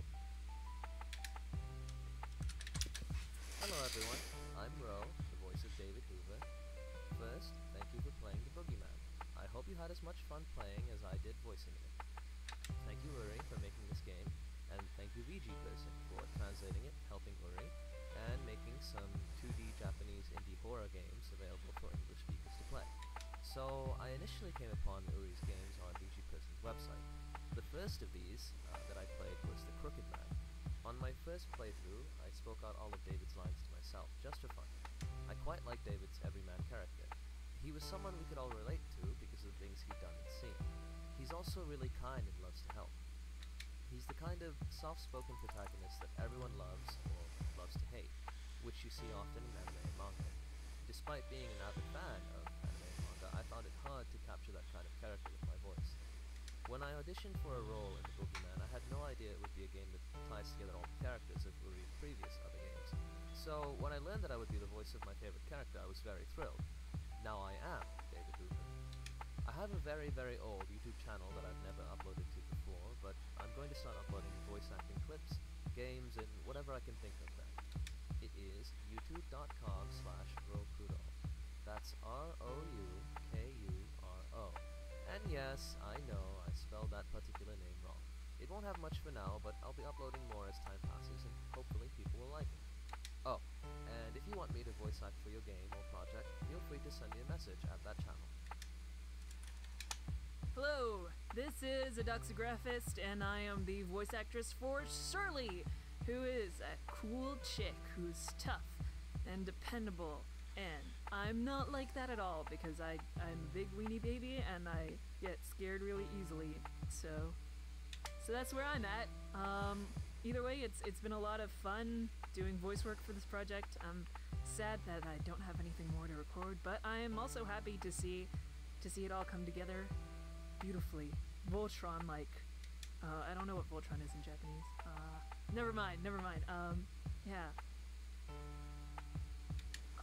So I guess a bit about me. I'm a doxographist. I'm from Canada. I speak English and I speak French as well. I don't really do voice acting in French though, but bonjour, ça c'est mon français, je suis bilingue, français et anglais, mais mon anglais est supérieur que mon français, meilleur, peux-je dire. Yeah, so I've been voice acting for maybe about 3 to 4 years, around that ballpark, and mostly I voice deeper women, tough chicks. Ugh. I voice a lot of young boys. I voice some tomboy girls, that kind of stuff. The main project that I do is Let's Read Homestuck on YouTube, which is a comic dub of a webcomic called Homestuck. I don't know if anyone's familiar with that, but I voiced Jade Harley. Jade Harley, who is a high-pitched girl, and it's kind of different from my regular voice, but whatever. Wow. That was different. I do a lot of comic dubs with the group that produces Let's Read Homestuck. It's called Collab HQ if you want to look it up. And yeah, I don't know if I have much to add. I've done voice work for a couple of games, but mostly what I do is I do motion comics and I do comic dubs. Either way, I hope you enjoyed playing the game. I hope you got spooked. You got your willies Jimmy wrestled, scared. You know, expressions meaning you got frightened. And yeah, sorry. This is I'm not great at talking about myself, but either way, yeah, I hope you enjoyed it. Later. Well, I did. Hey everyone, this is Jesse, aka Stevie, and thanks for playing the Boogie Man.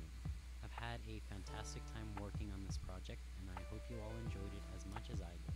As a last note, I just want to give you all a recommendation to look out for future titles from Electric Pop Studios, a game design group I've been part of. We're in the beginning stages, so we haven't released anything yet, but hopefully we'll be getting started on that soon. Hope you all enjoyed listening to me die. Have a good one.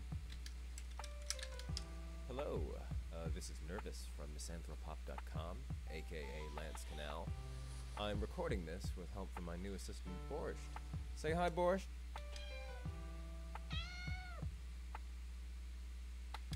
I've been a fan of both Uri and VG Person's output for a couple of years now, so it really was a pleasure and an honor to spend the last year working on the Boogie Man alongside them.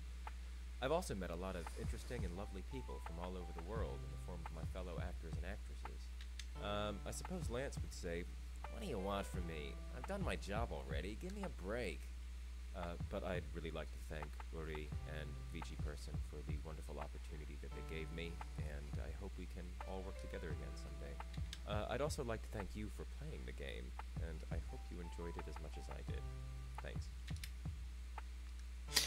You know, I wonder how many of these voice actors came back for the Hanged Man. Hi, I'm the Overlord Bear. You can call me Tob or Tobby, or maybe Tobbs. I know. What do you want to call me? Anyway, I voiced Brendan Demott here in Uri-san's The Boogie Man. I'd like to thank Uri-san for letting me be in this project. I'm glad to be a part of the making of an awesome game in Uri-san's awesome Strange Men series, and I'm glad that I have met and made friends with certain people in the production crew. How difficult was figuring out the puzzles in the game? How difficult was figuring out the identity of the person behind the mask of the fake Boogie Man? I'd like to know, though I think Uri-san would like to know that and more of your thoughts about the game even more.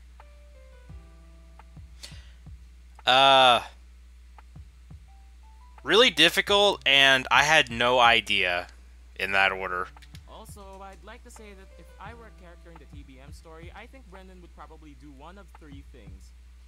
Number 1, place me at main character level, maybe even at protagonist level, considering my liking for heroism. Number 2, turn me into a butt monkey that doesn't get killed during the plot but gets tortured for comedy, for Brendan at least, a lot because of my social awkwardness. And 3, kill me because I was pretty nosy and then ended up knowing too much about his plans.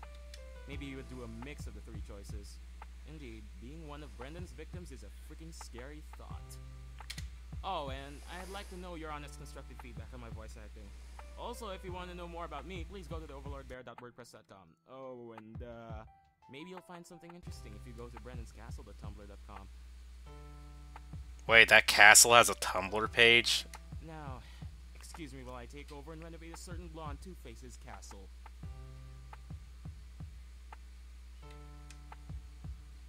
Hey. I'm not sure I got that last reference. Alright, let's talk to the Boogie Man. Hello, I'm the voice for the Boogie Man. Oh, sorry. Where was I? Oh yeah. Hi, I'm Dave Ossity, the voice of the Boogie Man, but you could just call me Dave. I must say, it was an honor to be able to work with Uri and all the other actors and actresses on this game. I've been a big fan of Uri's games for some time, and when I saw that she was having an audition for a new project, I thought I might try out for a role. I'm not a professional voice actor, in my opinion, but I have done some voiceover work in my past, and I have done some scary story readings. You can find them on YouTube if you're interested. Just search on my name. Anyway, I auditioned and now I'm here in Uri's game. I really enjoyed bringing her character of the Boogie Man to life. Helping Uri create this game was a fun and rewarding experience for me, and I'm very glad to have been a part of it. I'm also glad that you decided to play this game and have made it this far. Congratulations. I hope you enjoyed playing the Boogie Man.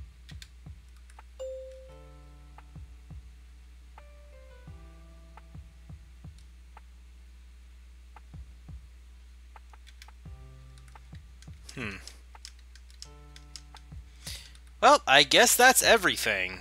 Wait, hold on. Can I check that letter?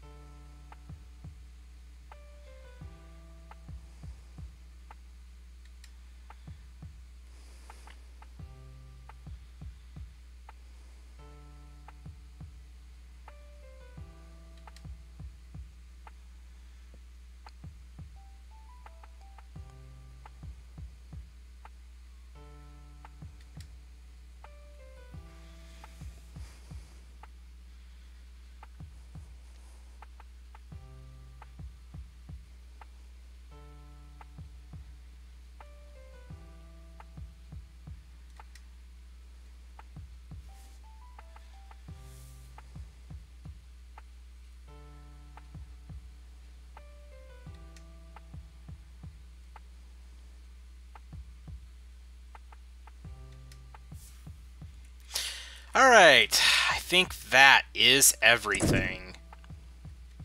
Unless there's something else hidden in here. But I don't think so. Anyway. Wow, we just spent half an hour going through all that. I have no idea how long this video is going to be. Not like it matters, because this is the ending video. But anyway, that is it for the Boogie Man. It was a long journey to get that true ending. Also, hello Sandman, right next to me. But yeah, you know, I'd say in the end it was worth it. It had a good story, and I don't know, you know, it's like initially, I don't know, like initially I honestly thought all the voice actors didn't really sound very good at all, but over time, I mean, I got used to them, and it did seem like they improved over the course of the game, and really, towards the end, you know, my biggest criticism about the voices themselves is just that, again, the volume was just way too quiet, and I don't know if that was on the actor's part, or if it was just, you know, due to, like, poor editing of it. I don't really know. But, you know, overall, I'd say The Boogie Man was definitely a good game. I like the story. I like the conclusion. And next, it is time for the Hanged Man, which apparently is going to be the end of the Strange Men's story. A little sad that it's going to be the end. I mean, I know that she said there was going to be like more like extra chapters and silly stuff or whatever, but I'm sure it's gonna go out with a bang. Like, not a literal bang, but you know, I'm sure the Hanged Man is gonna be a great conclusion to the series. So yeah, looking forward to playing it. Anyway, see ya everyone.